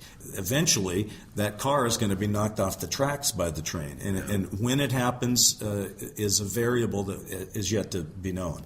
I kind of think the only way it's going to happen is if there is a compelling event and or reason for it to happen. Yes. That being that whatever it is out there that's causing UFOs to appear, they or it or whatever it is will stage some event to make it happen. Well, otherwise, I don't know how it would happen. Well, you make an interesting point, because let's talk about the one thing that the others, whoever these whether it's one group, many groups, whether they're extraterrestrials or time travelers or extra dimensionals, whatever they are, these others, the one thing the others and the secret keepers among the humans have agreed on for the last 60, 70 years is that it should be a secret, because both groups have had the ability to end the secrecy any time. The others could stage light shows over the cities or actually land on the White House lawn or send a diplomatic mission, and they haven't. And the secret keepers could call a press conference and say, here's what we know. Nobody does that. So the only way disclosure happens, apparently, based on past actions, is an event of some kind, or our own self-disclosure will force people to get off their backsides and do the investigation that's necessary. So otherwise we go through the cycles where the interest wanes, the interest comes back. There is some kind of what I call publicity flap, which is suddenly some compelling case gets publicity and we talk about it, and everybody who had the UFO sightings that year reports their UFO sighting or their other paranormal event, then it happens. Well, the one thing you can't count on is the established media, because they seem to have just missed the boat on this one for 70 years. So they're not going to do it. We have to do it. Bryce Zabel, where can we find more information about the stuff you're up to, which is a lot? Okay, well, thank you. Richard Dolan and I put up a site called afterdisclosure.com, all run together, where we kind of make that the forum for all things ufological. And we even have a Facebook group at facebook.com /afterdisclosure, because we, like I said, it needs to be a dialogue. Richard and I don't have all the answers. We have some of the questions, and we have some examples of things we might think happen, but we think ultimately, for everyone to be to pull it together, we got to start talking to each other. Bryce Zabel, thanks for joining us this week on the Paracast. On the Paracast.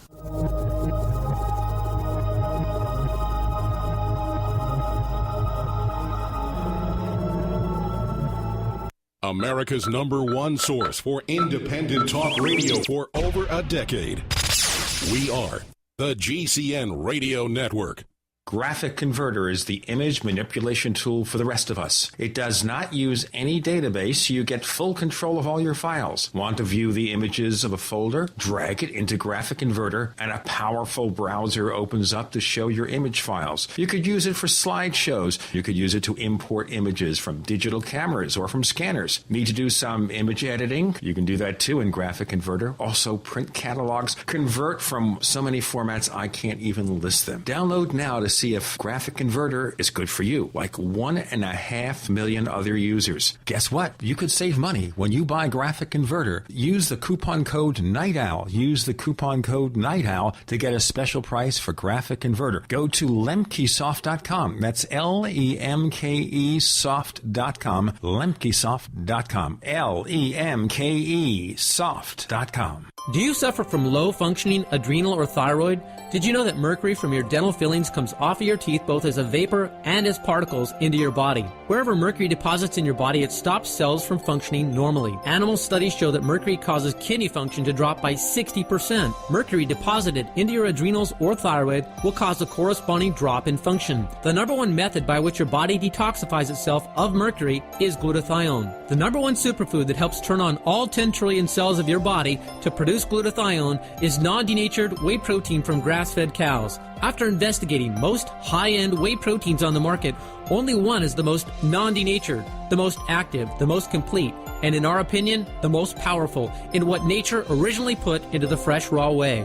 It is One World Whey. Call 888-988-3325. That's 888-988-3325. Or visit oneworldwhey.com. That's oneworld, WHEY.com. Iodine protection packs from hempusa.org are now in stock for immediate delivery worldwide. Our iodine protection packs include microplant powder, green life kelp, red palm oil, and our clear roll-on iodine that will feed the body the iodine it needs. All iodine protection packs are in stock. Save you money and ship for free in all 50 states. Visit hempusa.org or call 908-691-2608 today. HempUSA.org has a revolutionary wonder food for detoxing the body and rebuilding the immune system. Microplant powder can help unclog arteries and soften heart valves while removing heavy metals, virus, fungus, bacteria, and parasites. Plus, it cleans and purifies the blood, lungs, stomach, and colon. Keep your body clean with microplant powder. Visit us at HempUSA.org or call 908-691-2608 today. Healthy soils grow healthy plants. So before you plant your survival garden this year, is your soil healthy? Maximize your crisis garden soil with EM1 from Terraganics. EM1 Organic Soil Conditioner, Fertilizer Amendment, and Compost Accelerant provides healthier gardens and faster, efficient garden composting. EM1 from Terraganics.com quickly improves soil structure by increasing nutrient availability and converting organic matter into soil humus. This improves seed germination and root growth, improves plant quality, size, color, flavor, nutrient value of fruits and vegetables, and improves shelf life. And when rain is not in the forecast, no worries. EM1 improves moisture retention in soils, helping reduce drought stress. Just like you prepare all else, prepare your crisis garden for maximum yields with EM1 from Terraganics.com. Order now at TERAGANIX.com or call toll-free 866-369-3678. That's 866-369-3678. Terraganics. Life's getting better.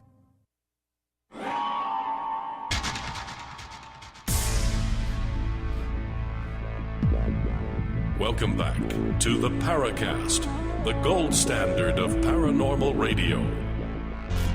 And now, here's Gene Steinberg.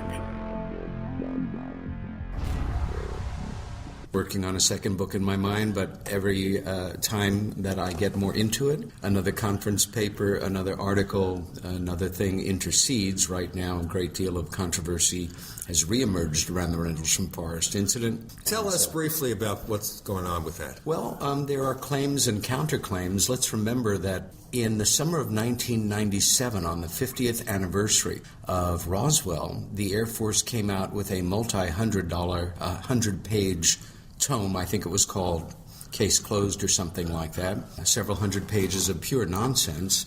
And you say to yourself, 50 years after the fact, there is still this driving need to discredit it and the players and the accounts and the documentation. We're heading into, it's 31 years since Rendlesham Forest Incident, and yet it is still being argued about. It is still being represented as different things. And unfortunately, some of the witnesses are being pushed against others, and it's all going to be readdressed this summer, June 16th and 17th, back in England. And my intention is to encourage our conference organizer to do something we were disallowed from doing last year because at the last minute a documentary company putting together something for television stepped in and grabbed the rights. The intention had been to do a DVD to follow up on the wonderful job we had done raising about £7,000 that night of the 30th anniversary conference on December 28th, 2010 for a local series of children's hospices in Suffolk. And it was very disappointing to me that we were not even able to have our own copies of what went down that night, and instead it became private, as opposed to having a DVD made that in perpetuity would still feed money into this wonderful charity. Yeah, worthy cause, boy, yeah. Yes. So what my intention and Larry's is for this one, and I'm sure that I'm optimistic our organizer will agree, is that it be DVD'd, and that all sales go to a charity of their choice, a local one in East Anglia. However, what I want to see is a general notice made to every and all persons who could be attending that they are not only allowed to, but encouraged to bring their own video cams and recorders, that we, the speakers, all waive our copyrights, that we encourage everybody to go viral with this, and let the chips fall where they may, in the words Get the word out, too. Judge John Sirica, late of the Watergate hearings. And then let you folks decide without it being filtered through, or the need to buy a set or see a segment of a snippet on YouTube or something like that.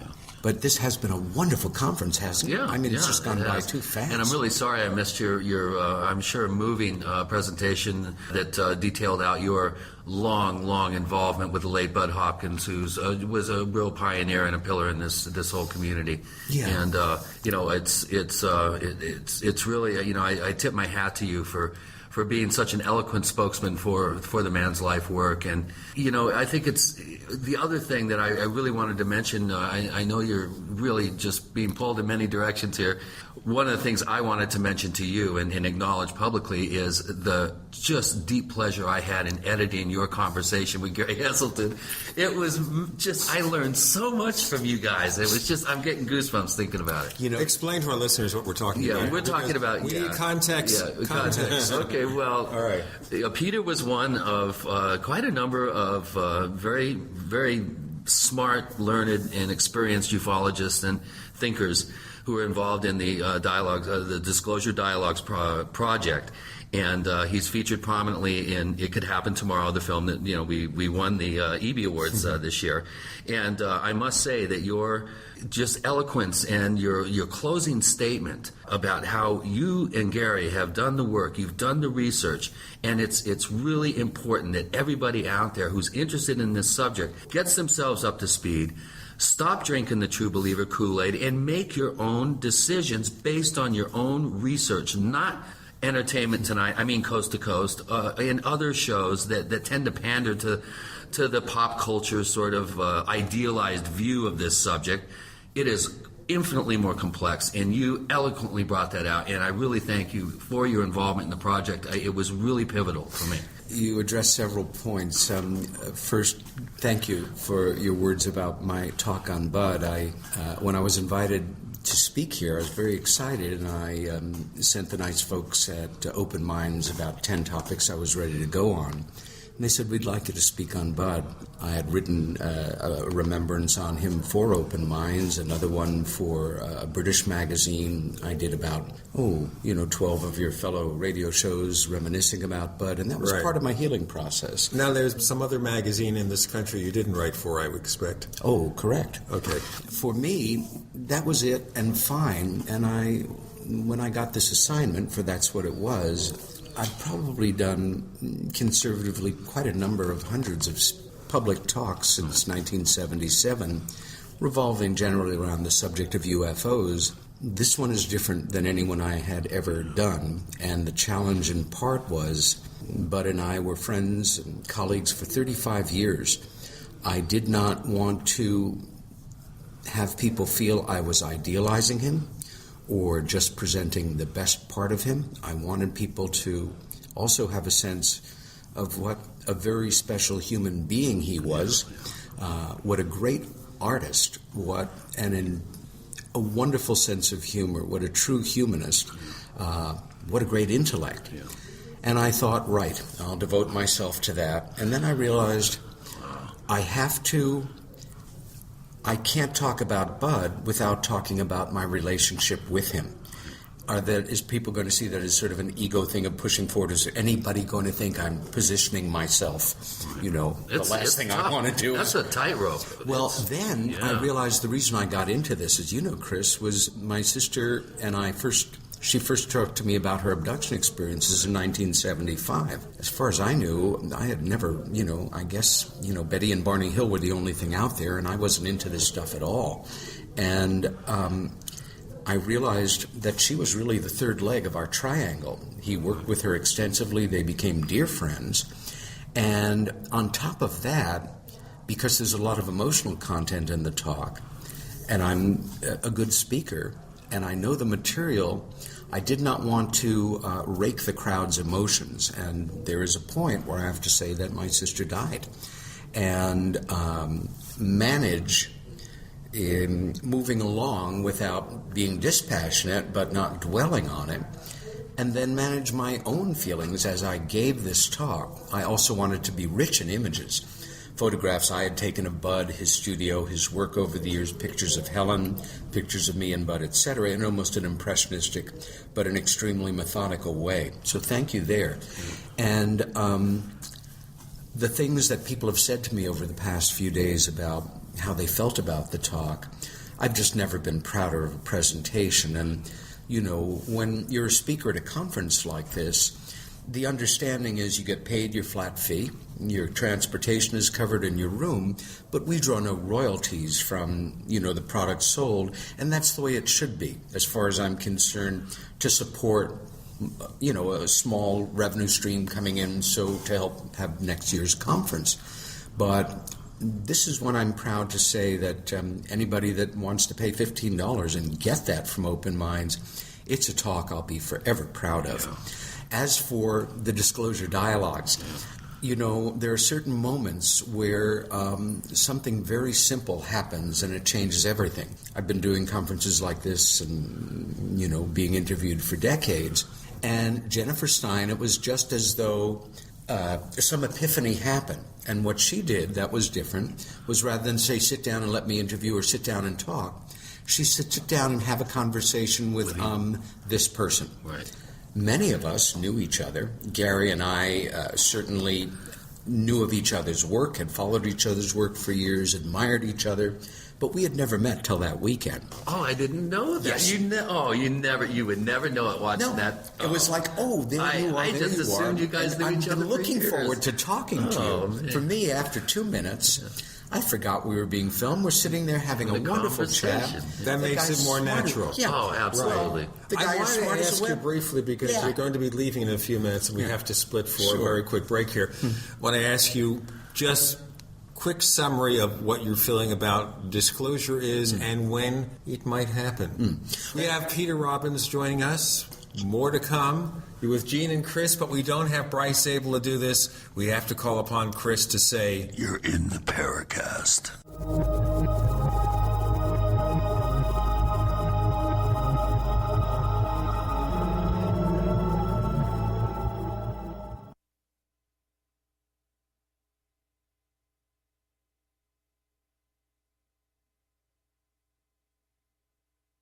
Are you tired of searching for great talk radio? Something more important. Search no more. We are the GCN Radio Network. Hi, this is Ted Anderson. If you own an Apple iPhone and love to listen to your favorite programs on GCN, I've got good news for you. I'm proud to announce that GCN has a brand new iPhone app available for our dedicated listeners at GCNlive.com. Listen to your favorite hard-hitting GCN programs live or on demand right on your iPhone. And the best part? The GCN iPhone app can be yours absolutely free. Download the iPhone app today by clicking on the banner at GCNlive.com. Again, that's GCNlive.com. Hi, this is Ted Anderson. Have you ever wondered why banks, stockbrokers, investment advisors won't talk about gold IRAs? They've been available since 1986, yet the financial industry won't recognize the value of gold for your retirement. Gold has outperformed paper investments, yet no word about IRAs. If you would like to have gold for your retirement, call 800-686-2237. Don't get left behind by rising inflation and low returns. Call 800-686-2237. Secure your future and call 1-800-686-2237.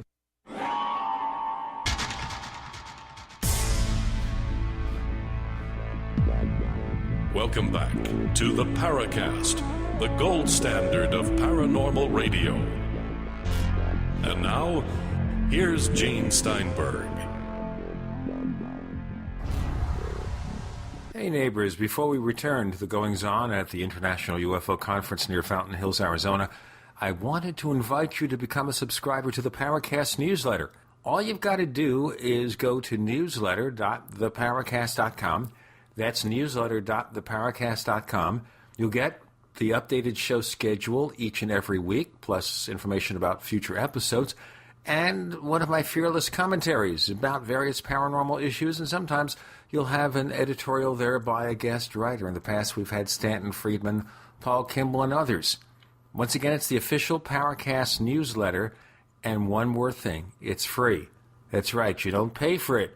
All you have to do to get a free subscription is go to newsletter.theparacast.com. newsletter.theparacast.com. Once again, that's newsletter.theparacast.com, and that's for the Paracast newsletter. Now we return to the International UFO Conference. With Gene and Chris, we have Peter Robbins joining us, author of Left at Eastgate. But we're going to discuss the topic of disclosure, because you were part of this award-winning film, of which our own Chris O'Brien was a part of. And we were talking about what Chris can do with that award, because it's so thin and long, and what kind of purposes it might serve. Because he said he's going to have it point backwards. Because the face is, it's not like Oscar, has kind of a, Oscar doesn't have that pretty a face, does it? No, it doesn't have a face. Very no nice. Features. No face, no features. Well, okay, this has a face, it has a features. Disclosure. Yeah. First, let me just say thank you for the compliment, but I am the co-author of Left at Eastgate. Yeah. The real force behind it is Larry Warren, who was an American Air Force security police officer, who was an eyewitness to part of the events, and who was the man who blew the whistle on the event. Disclosure. Very bravely, too. Yes, indeed. All right, let's talk about disclosure. Yes. In what form, what shape, manner, or form would you expect that disclosure might take if it happens? Well, number one, the process is ongoing now with several dozen countries having released certain material, information sources like the Paracast, other more responsible aspects of the media who are doing their best to educate people. If you're talking about disclosure as the American government releasing information, I have to agree with my dear friend and soul brother, Richard Dolan, that the government will never willingly do it, and disclosure is inevitable. Now, whether it comes in the form of, we would have said in the old analog days, a Daniel Ellsberg Pentagon Papers type release, or now a Julian Assange if he doesn't drop off the edge of the earth into a dark hole. You think that's going to happen with him? Well, not necessarily, but I am concerned for him. WikiLeaks is a new phenomenon, and the fact is, if there was a huge information dump on there and it got viral, that would serve as well. I also feel that while I understand and applaud the enthusiasm of chapters of disclosure, so to say, all over the world, of dear people I've met in so many countries, that what are we pushing for exactly in that? And as we had a fascinating panel the other night on who are the aliens. The distinguished hypnotherapist Yvonne Smith was our moderator. It was myself, Whitley Strieber, Ann Strieber, Stephen Greer, and there are a number of different points of view put forward. In response to something that Steve said relative to getting it out there in the movement, for me, I'm much more circumspect, because once you start the process in earnest, do you just dump it and let it sort itself out? Let's remember, we're in a vacuum here. There are 1,000 people in this hotel complex. Most of us are fairly ready, or so we feel. But have we thought through the implications for the rest of our brothers and sisters on the planet or in this country? Now, one of my major concerns is, let's say we begin with a methodical declassification. Department of Defense establishes a separate website. We do it, Her Majesty's government, the French government, the Swedes, so many countries have done over the years, and start to declassify our mid-level, low-level documents, follow it with more intense stuff, and then perhaps, with big press releases and fanfare or whatever, real evidence of this other presence. Now, of course, there's a great body of irresponsible literature on this and a great body of responsible literature. Once we get into talking about this, inevitably it will lead to the abduction phenomena, which some people have positive experiences, some have negative. Then on to the hybrid phenomena. Then on to missing pregnancies and things that are extremely disturbing. The point I put forward that I discuss in a paper I wrote some years back called Politics, Religion, and Human Nature, and then the impact of a subject like this, is, let's just say we're at a point where the public at large now knows that abduction, and I won't say alien abduction because I don't know they're quote-unquote aliens, I'll say UFO-related abduction, is going on. It's real, it's authentic, it has touched regular people all over the world and quite a number of extremely well-known people in high places with great power. many of whom have lived secret lives for understandable reasons because of the nature of the ridicule factor, which is so ingrained in us methodically by our media, by our government, by popular culture since the summer of 47. So, well, we have heard, of course, that some people in show business claim to have been abducted. Well, claim to and have been. Like Fran Drescher. Yes, indeed. Her former husband. Yeah. Also Sammy Hagar. Well, let me tell you, I know much bigger names, and they are confidential, and I will never reveal them because I've been asked to, and why not? Part of it is these people live with a certain fear that they're going to be outed as the UFO-related author or painter or writer, comedian, what have you. So here's my point. Now the general public is aware of this and the hybrid phenomena, and that some of these alleged hybrids, part us, part them, they don't look quite human, and if you saw them on the street, you would recoil or react, where others apparently seem to be human enough in appearance that they could walk by in the street and you wouldn't do a double take. That's how people accept me, of course.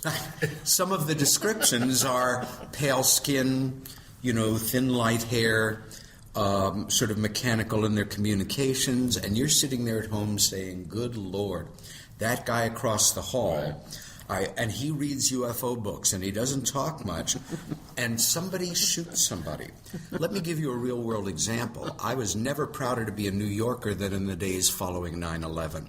We managed ourselves very well. You cannot imagine what it was like being there at the time. And especially with our New Yorkers who were Muslims or who looked foreign or Middle Eastern or what have you, not one of them was hurt. But some months later, a bunch of, drunken, nationalistic, Yahoo, wave the flag kind of guys saw a guy on the street that they identified as one of them, and they beat him to death. He was a nice Hindu man from India, and that's a conventional real-world example. This is one tiny We had an instance like that in this part of the country, too. Yeah, Sure. Now, that again, we're talking about something that could be much more upsetting to the public at large. And we are a country, we forget because we're here, where firearms we consider are right in most states. And in the state we're in, it's an open carry state. If you are, a tough macho guy and you feel that this person might be a threat to you, and I'm not exaggerating. I mean, again, this is one tiny aspect, not to mention the impact it will have on churches, mental institutions, the stock market, the petrochemical industry. And once the process has begun, how do you manage it? How do you dig half a hole? You can't. So I feel this should come out. But at what rate, managed by who, what comes first? Putting our human beings first. And how do you control the message once it gets out? Well, even begins to get out. You can't control the message because suddenly our 24/7 cable culture wouldn't allow it. And the other thing is that there are a lot of folks here that they're impatient. They want to see it in their time. It's a perfectly human thing. They also feel they've earned the right, and there are others who are involved in the movement, and this is what they're doing, and they're committed to it. Peter Robbins, thank you for joining us for a short, brief visit on the Paracast. Invite me back soon, guys. We'll do a whole show. We will indeed.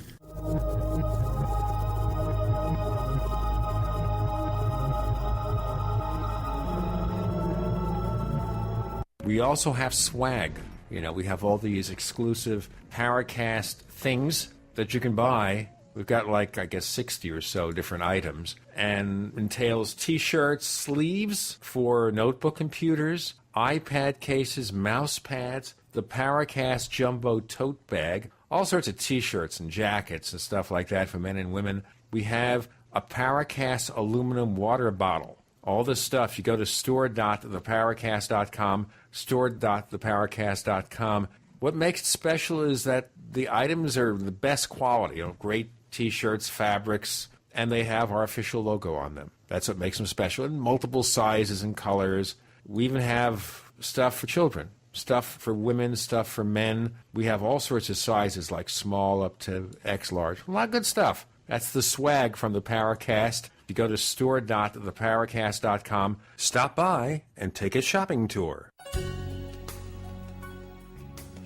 I need cash now to pay my bills. Then visit 800USAMoney.com or call 800USA-MONEY now. What? Get a cash loan now. Use your valuables to get a confidential loan without credit. You don't have to sell your valuable jewelry, watches, cameras, designer bags, all those valuables in your drawers, closets, and attic. Use your valuables to get a confidential loan now. Is this safe? Legal? 800-USA-MONEY and 800-USA-MONEY.com are governed by the Truth in Lending Act, the Bank Secrecy Act, and we've served more than 20,000 customers for 90 years. Get a confidential loan on my valuables? How can I learn more? Visit 800-USA-MONEY.com or call 800-USA-MONEY. Don't suffer. Get the maximum confidential loan using your valuables now with no credit needed. Visit 800-USA-MONEY.com or call 800-USA-MONEY.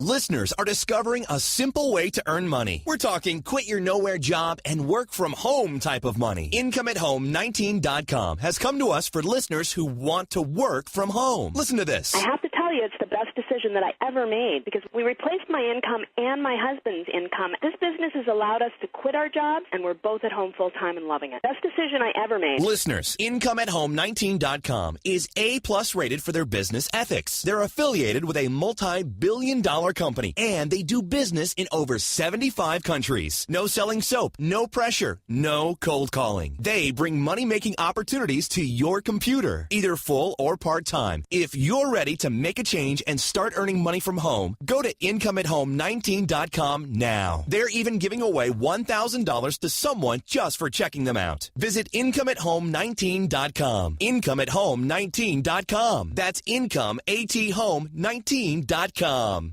What is the most abundant resource on Earth? Water. It's essential for sustaining life, but it's not always the most available. When disaster strikes, water quickly vanishes from store shelves, like it did during 9/11, Katrina, Japan, and in Joplin. 3 days without water and your body begins to shut down. Don't risk being without an abundant supply of water when the next disaster hits. Get a FlowJack hand well pump. The affordable FlowJack drops right into almost any well and is easy to install without having to remove the existing pump, giving you immediate access to plenty of cool, clean water. You could risk your family's health on a limited supply of stored water, or you could be prepared with the reliable, affordable FlowJack backup hand pump kit, delivered to your door for only $3.99 complete. See how it works at FlowJack.com, spelled FLOJAK.com. Be sure to spell FLOJAK.com or call 855-4FLOJack. That's 855-435-6525. Proudly made in America. FlowJack hand well pumps. Peace of mind in a box. We'd like to hear from you. If you have a comment or question about the Paracast, send it to news@theparacast.com. That's news@theparacast.com. And if you'd like to catch up on past episodes, we have hundreds of shows for you to download direct from theparacast.com. That's theparacast.com. Or check us out at iTunes. We are still, they haven't thrown us out yet, we're still in the media room here at the International UFO Conference.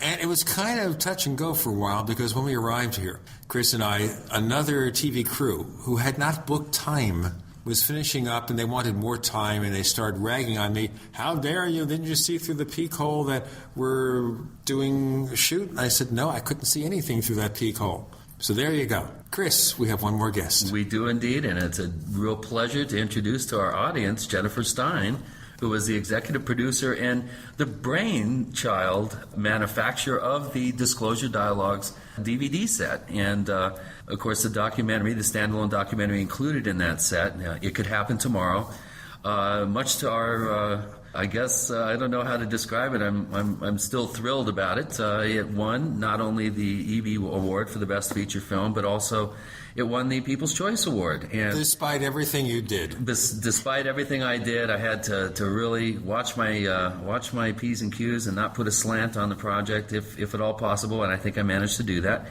And it's really an honor and a pleasure to have Jennifer here to introduce her to our Paracast audience. Jennifer, welcome. And why don't you tell us a little bit about yourself and how you actually got involved in this wonderful subject? Well, thank you. It's a tremendous honor to be here, Chris. Thank you very much for inviting me to be on the show. I decided to attend the last International UFO Conference that Bob Brown was running in Laughlin, Nevada. I think it was 2009. And I showed up as a spectator. While I was there, Danny Sheehan approached me and said, Jennifer, is there any way you could shoot an interview between myself and Richard Dolan, sort of like a dialogue where the two of us could get together and really debate about our backgrounds and our interests? Danny Sheehan, of course, being an attorney and chief counsel for the Vatican for many years, and Richard Dolan being a well-recognized authority on the UFO topic. They wanted to get together and discuss back and forth. And I said to Danny Sheehan, oh, I'm so honored to be asked, but you have to understand, I've come as a spectator. I live in Philadelphia. All my equipment is in Philadelphia. But let me just hold that thought. I'm not going to nix the potential of it. I'm certainly not going to attempt to shoot something on my little Canon still camera. But if I can get a hold of equipment, I'll try to see if I can make it happen.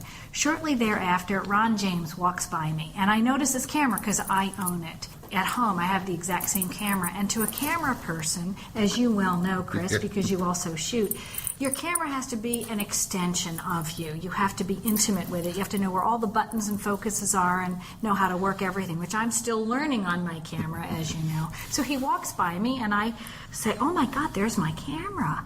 Well, maybe I can introduce myself. So I immediately follow him, and I stop him, and I say, Ron, you don't really know me, but may I borrow about $70,000 worth of your equipment? And Ron turns around and says, well, yeah, who are you and why do you want it? And I told him what I wanted to do, and we worked out an arrangement. I basically bought another hotel room night so he could stay here, and he shot it with me. And at the end of this interview, which you could hear a pin drop, which is really the cornerstone of what developed into the disclosure dialogues, Ron James turned to me and said, what do you intend to do with this? And I said to Ron, I actually did this as a gift with an intention of turning it over to Rich Dolan and Danny Sheehan for them to be able to use it as they like, to get their message out. They're incredible people I have so much respect for, and I'd like to help them. And Ron said, let's do that, but let's do something bigger. Let's do a project with dialogues. It's brilliant. As a filmmaker, and as a researcher, it's very hard to sit down a guest and know everything about their background. And the quality of the interview that you're going to get is usually based on the understanding and background that you have of their work. Right, so if you don't know something and you forget to ask a question, you're never going to get the meat of an issue. But the brilliant idea of bringing experts together that intimately know each other, that have overlap in background and research and contacts and can cross-pollinate through the interview with understanding of one another's backgrounds, you're going to get a whole new level of material that arises. Yeah, it's really, really perfect. So there was the birth of the project. And of course, we decided that we could somehow do something, and we would attend a conference. Stephen Bassett was running the X conference on the East Coast where I live, and I said to Ron, okay, look, you've let me use all your equipment on the West Coast. I'll do the same. I'll bring all my equipment to Washington, D.C. I'll rent a hotel room. We'll move out the furniture. We'll shoot for a number of days, and then we'll adjunct into this other additional interviews we have or other pieces you have and I have, and hence birthed the project, the Disclosure Dialogues. And without you, Chris, this project never would have happened. Now, let me ask you a quick question here. And we don't have you for a full show here because we've done most of a full show at this point. The question I would have is, when you went into this project, did you have any expectations of the outcome of what these people would say? What do you think about disclosure, for example? I think that official disclosure is very unlikely. I tend to agree with Peter and some of the other experts, Rich Dolan. But on the other hand, I think that disclosure is happening and also has happened. It depends on who you are, what document you're willing to look at, what background you have. You have so many archived, legitimate pilots, government people. I mean, just look at Leslie Kean's book. It's evident that we are having engagement. And disclosure happens one-on-one. One person on a deathbed finally releases his information or gives it to his wife and says, on my death, please, send this to Stanton Friedman or send this to, the boys doing Roswell research. Or as people gradually decide that they're willing to release their own information, just then they're making disclosure. But we have to assume here that there is something to disclose, that the government has a sufficient amount of guilty knowledge and, at least for the time being, a sufficient control over the people who know that information to keep it hidden? Well, that's one way to look at it. Let me pose a question back. Okay. If you were the President of the United States... I probably wouldn't know a darn thing.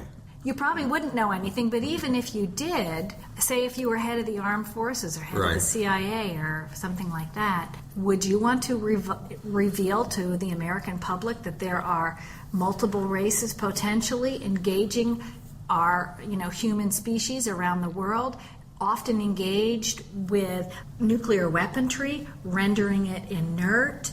And isn't that a national security threat? And if I knew that, yes, it would be. Yes. I think that could be very dangerous information. Well, there's so many people who have stepped forward to tell that story. The Rendlesham Forest event, which Peter Robbins and Larry Warren wrote the book on. Right. The Fated Giant book by Robert Salas. I mean, here's a captain of the military in Malmstrom Air Force Base, has his missile go down. He's finally decided to step forward. So there you have disclosure on a one-to-one basis. It's incremental. It's very incremental. It's just little baby steps as we go through history. I tend to agree with the assertion that the government obviously knows much more than we do. That's why they're much more confused and why they can't allow that confusion to in any way undermine their control that they have over the population and the subject. With Gene and Chris, we're talking to Jennifer Stein. We're talking about the germination of this award-winning film. As always, you're in the Paracast. The GCN Radio Network, providing the world with hard-hitting talk radio. GCN. Great talk radio starts here. Graphic Converter is the image manipulation tool for the rest of us. It does not use any database. You get full control of all your files. Want to view the images of a folder? Drag it into Graphic Converter, and a powerful browser opens up to show your image files. You could use it for slideshows. You could use it to import images from digital cameras or from scanners. Need to do some image editing? You can do that too in Graphic Converter. Also print catalogs. Convert from so many formats I can't even list them. Download now to see if Graphic Converter is good for you, like 1.5 million other users. Guess what? You could save money when you buy Graphic Converter. Use the coupon code Night Owl. Use the coupon code Night Owl to get a special price for Graphic Converter. Go to lemkesoft.com. That's Lemke soft.com. Lemkesoft.com. Lemke soft.com.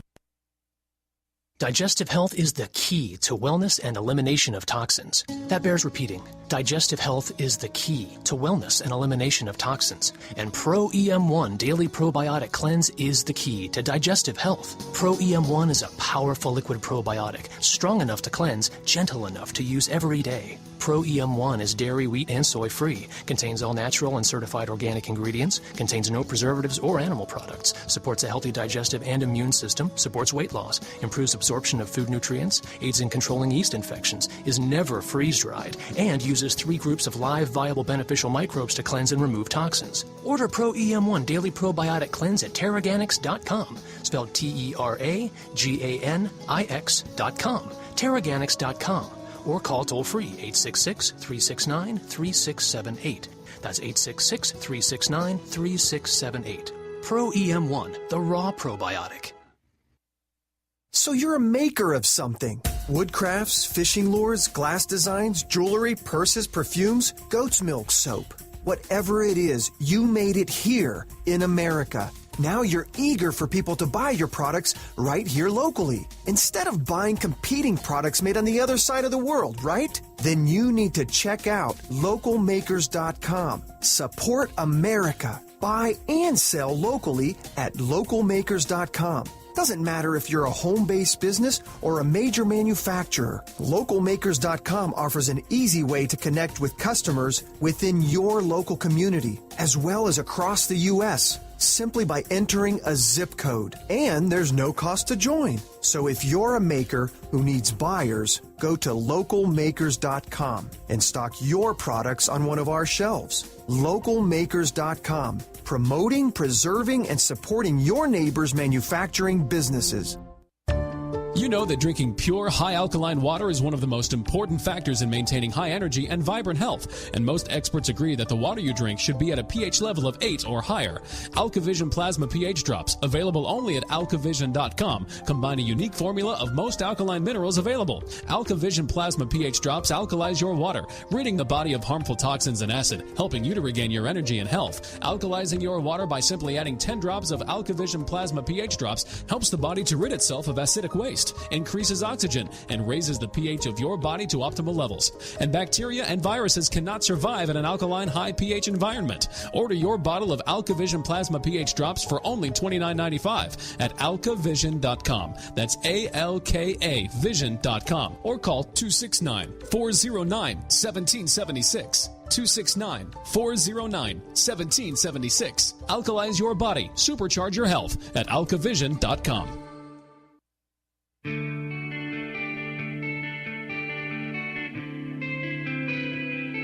This is Jerome Clark, author of the UFO Encyclopedia and other books. You're listening to the Paracast. Of course, Chris does such a credible job of saying the Paracast that we are able to continue in that venture. We're at the International UFO Conference outside of Scottsdale, Arizona. We are with Jennifer Stein. Earlier we had Bryce Zabel, we had Peter Robbins, and we're bringing it full circle, discussing disclosure. Chris, pick up on this. Well, Jennifer, just to remind our listeners, this wonderful project, the Disclosure Dialogues, is a 5-DVD set, and it features some of the top experts in ufology discussing with each other one-on-one this very controversial topic that we've been discussing, disclosure. So you feel, based on what I'm hearing, that disclosure is already happening, but do you feel that there's some sort of smoking gun body of data that the government is holding on to, or do you think it's so compartmentalized that the right hand doesn't really know how much the left hand knows? Or do you think the private sector maybe is holding on to some of the key secrets? Where do you come down on how that information has been divvied up? Well, I, like many people in this field, was very hesitant to step forward in it, and had my own sighting when I was quite young, when I was 19, and did not know what to do with it. I wrote it down as a dream, but yet in the middle of the dream, I actually go into my mother's room and ask her if she sees this UFO that I see. And I realize about 3 or 4 weeks later that it actually did happen and it wasn't a dream, because I approach my mother later and I say, "Mom, did I come into your room and ask you about this?" She said, "Yes, you did, and I was quite concerned for you because you did not look like you were in your normal state of mind, and I was afraid you were on drugs." And of course I wasn't. Well, 25 years to the day, practically, I discovered that I wasn't the only one that had that sighting. And when that happened, a form of disclosure happened internally. And I realized that I was either going to fully accept the reality that I probably had a very close encounter with a huge white rectangular light that was probably 90 feet long and about 6 feet high. I had an hour and a half of missing time. And either I was going to let this inform me, emotionally, psychologically, I was going to accept it, I was going to process it, I was going to allow myself to move forward and read and not be afraid to talk openly about this, or I wasn't. And if I had the courage to allow myself, it would change my life. What's your professional background? I'm probably what you might call one of those people who never figured out what they wanted to do, but I'm an artist, and I've worked in a lot of different genres and fields. My educational background is a Bachelor of Science from University of Arizona in Tucson, where I studied textiles. From there, I designed and produced and manufactured women's clothing in Philadelphia. Did that for a number of years.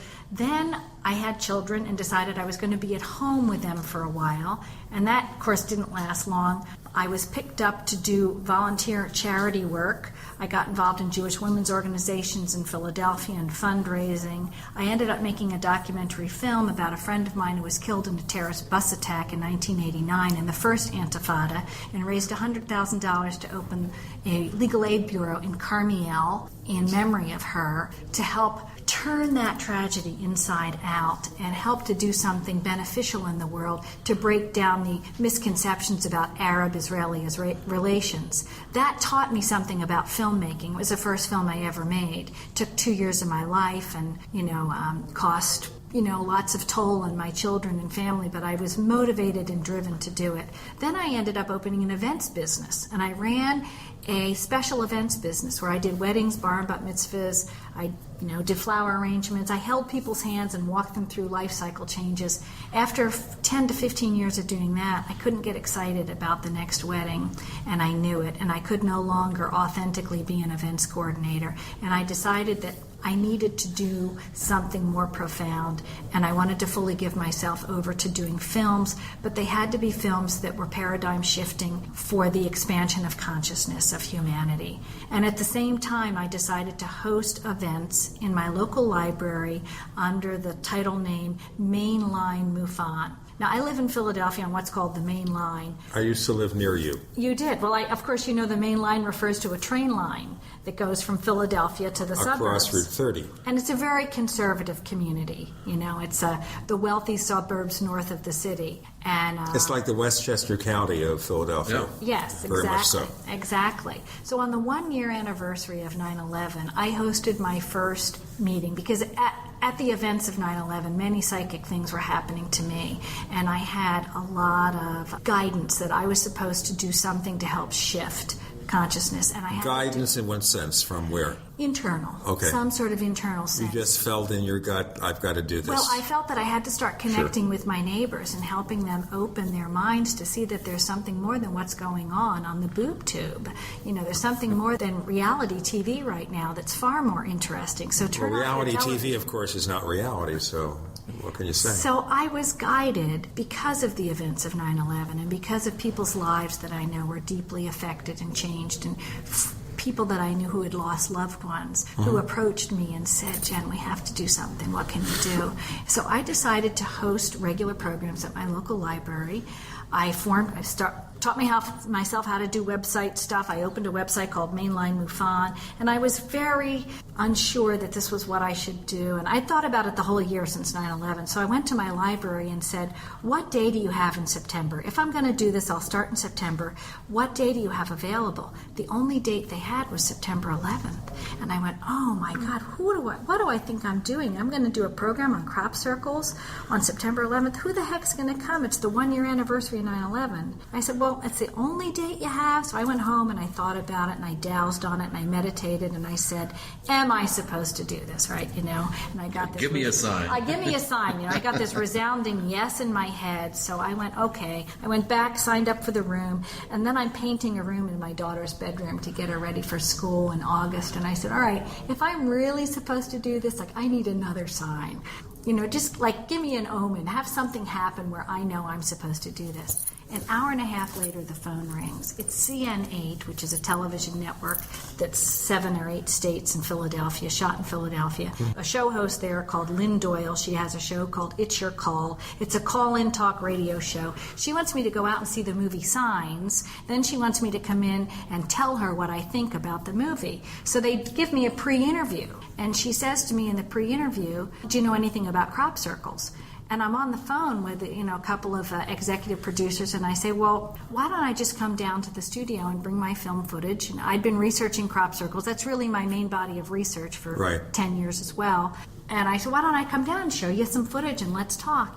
7 hours later, they take a lot of my film footage, write amateur photographer over all of it. Yeah, of course, really the ultimate they have insult no to a idea. videographer. They have no idea. I'm strapped into a helicopter with the door gone on a 45-degree angle shooting this stuff, but they say amateur photography. Oh, that's the hubris. So yeah, just somebody sitting there with a little camcorder.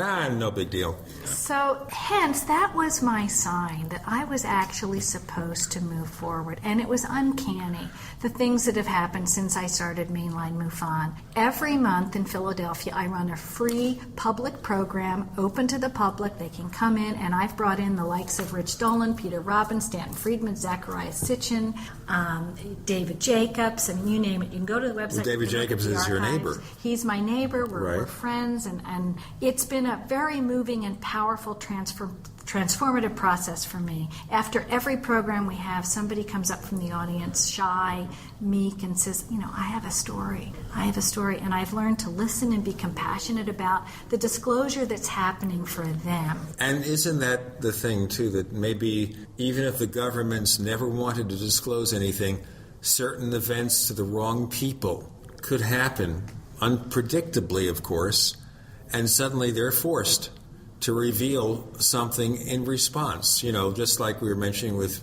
Peter Robbins before, famous show business personalities are reporting UFO abductions. Fran Drescher, Sammy Hagar. Yeah. Sure. More and more people like that. Mm-hmm. And suddenly you have to pay attention. Oh, they're just wacky movie stars. Don't pay attention to them. That's the reaction now. But how long can that continue? Jennifer Stein joins Gene and Chris. You're in the Paracast.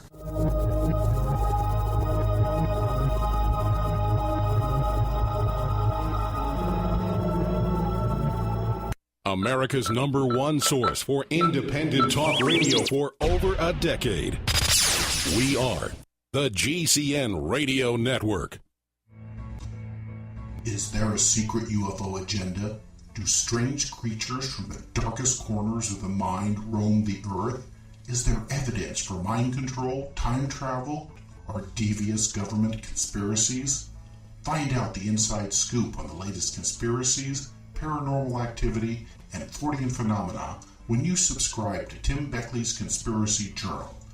It's jam-packed with stories, special book and DVD promotions, and the best news, it's absolutely free, sent right to your mailbox. Plus, a bonus free email newsletter sent out every Friday. Simply send an email with your name and address to Mr. UFO at webtv.net. That's Mr. UFO at webtv.net. Find out what they don't want you to know.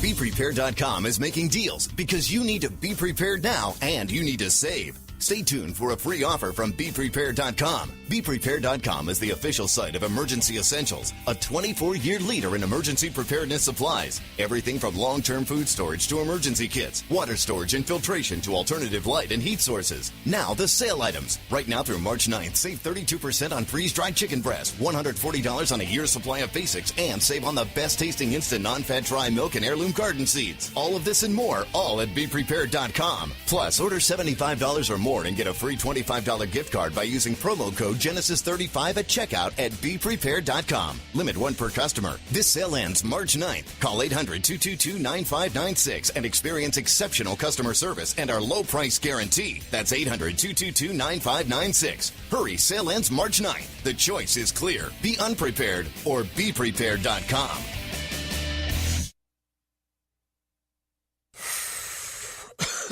Are you still a traditional smoker? Now experience a new lifestyle and try vaping with e-cigarettes by LeSig.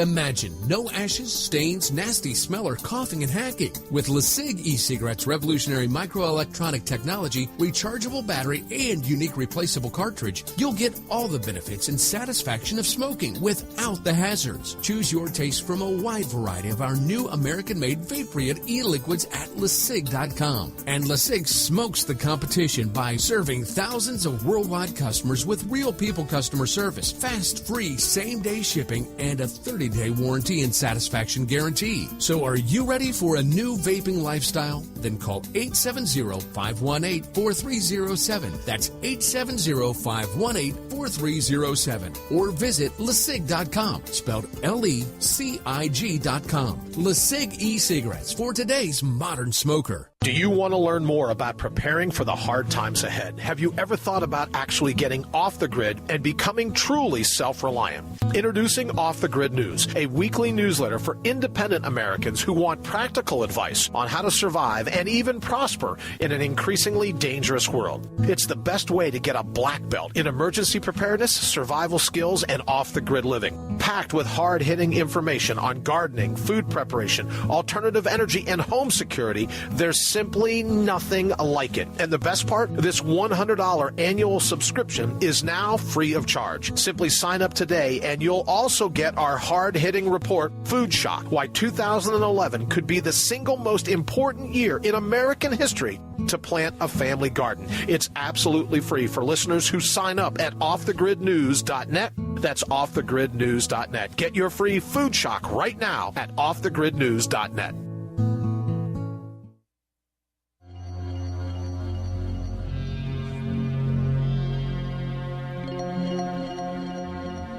Hi, my name is Richard Dolan. You're listening to the Paracast.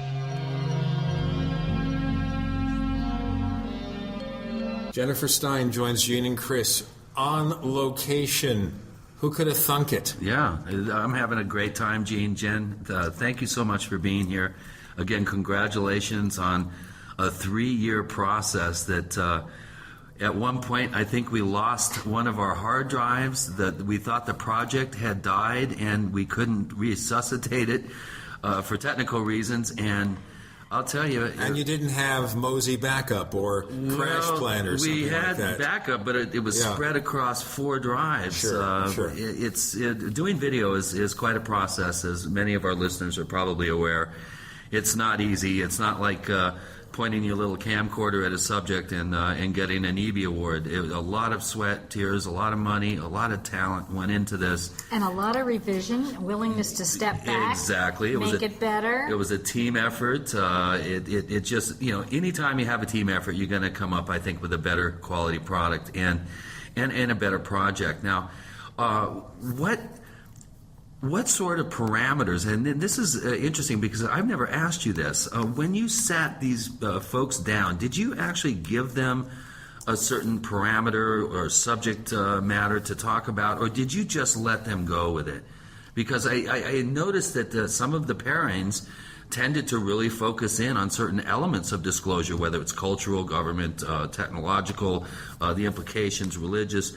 Did you actually lead them and prompt them, or did you just say, hey, this is the subject, go for it? Well, we did do some pre-shoot planning, and I worked that out a little bit with Stephen Bassett, in that we planned to shoot at one of his last X conferences that he hosted at the National Press Club in Washington, D.C.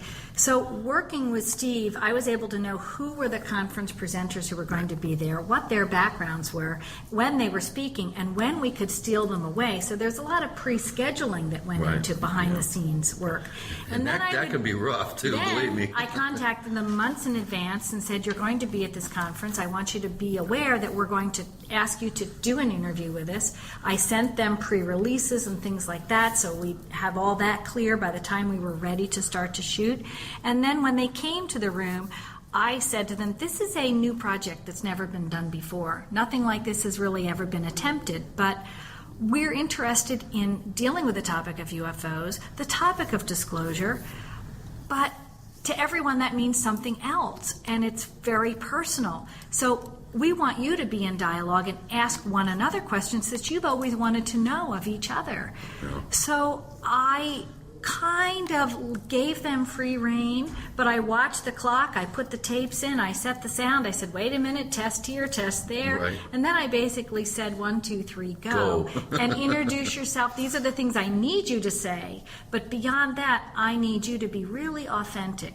And I also encourage them to be willing to take risks, willing to ask questions that they might be afraid what kind of reaction they might get, but something new and special would happen. So it was my version of a reality documentary, you know? Right. But trying to go more in depth under the surface, because I knew new things would surface that I would never know to ask. Well, you know what really amazed me is you've got 20 plus people talking about a single topic in pairs, And there was very little overlap. As an editor, I mean, to me, it was just so, it was like this cornucopia of wonderful data and incredible information that me, as someone long time involved in this field, and you know, I'm a bit of a researcher, I learned so much from just sitting down and listening to these dialogues. And to me, it was like a kid in a candy store. I was able to have all these wonderful points of view, and it just, you know, the whole way the thing unfolded, I think, thematically, was due to the fact that each of these pairings, I mean, I think it was brilliant on your part, the way that you paired specific individuals, because they naturally came up with a really neat give and take, and for me, it was a real wonder and a joy to actually put this thing together. Even though I disagreed with a lot of what I was hearing, I learned a lot, and I really, you know, again, I tip my hat to you publicly about that. Well, Chris, may I also tip my hat to you, because this project probably would not have gotten the legs that it got if it didn't have someone with an insight and background in this topic as you did.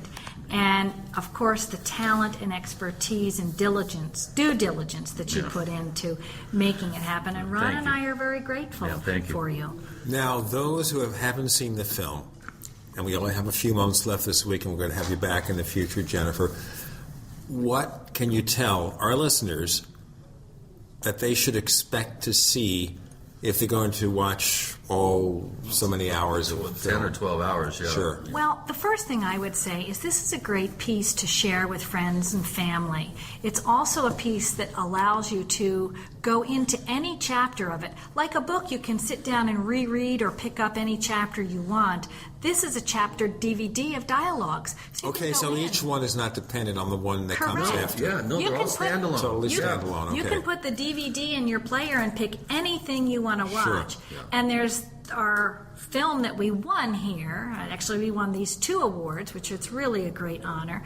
That's the first of 5 DVDs. So it's 10 hours worth of film footage, basically for $29.95. It's really a very unique product. Most DVDs that are out there are an hour and 20 minutes, and they're selling them for $29.95 on. And production values aren't very good. And one thing I saw even from the promotional pieces, this is professional work. This is work that you can play this thing on television, and you will say this is a professional film. Yes, and we'd be very interested in communicating with anyone who's interested in hosting a screening of the first DVD. I think that Ron James would be very happy to also have some of this information get out there. We would like to talk to them. Please, contact Ron James or myself. I can be reached through mainlinemufon.com, and soon I'll create a website for my production company, On Wings Productions. So I'll ask you, what's the sequel?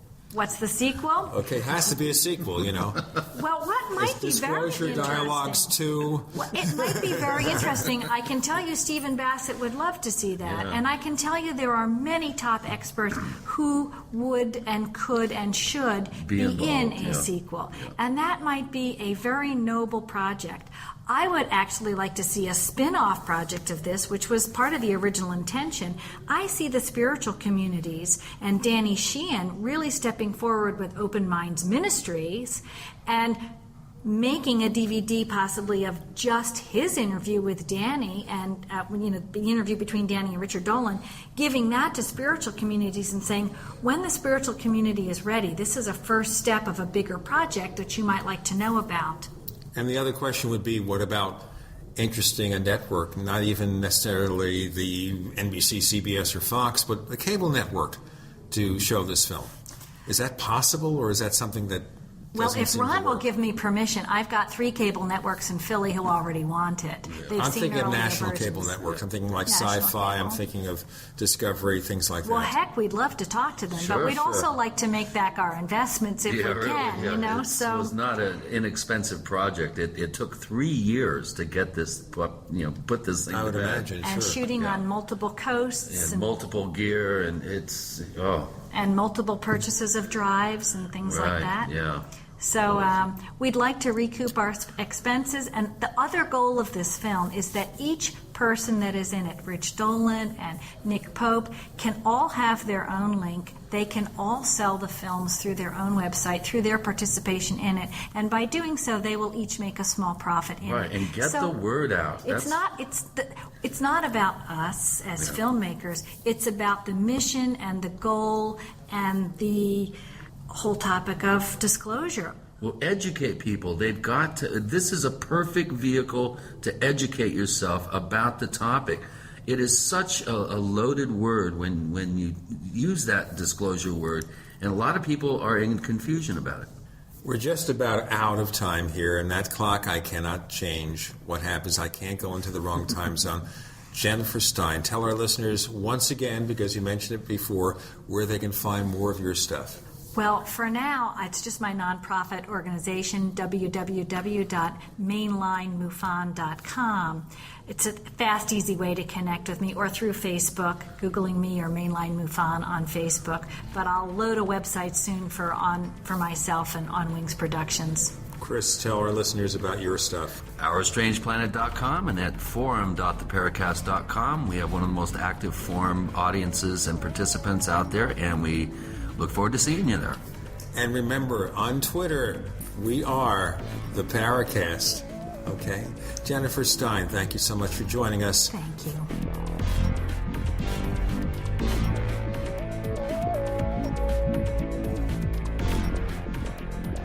The Paracast, featuring Gene Steinberg and Christopher O'Brien, is a copyrighted presentation of Making the Impossible, Incorporated. Tune in next week for a new adventure in The Paracast.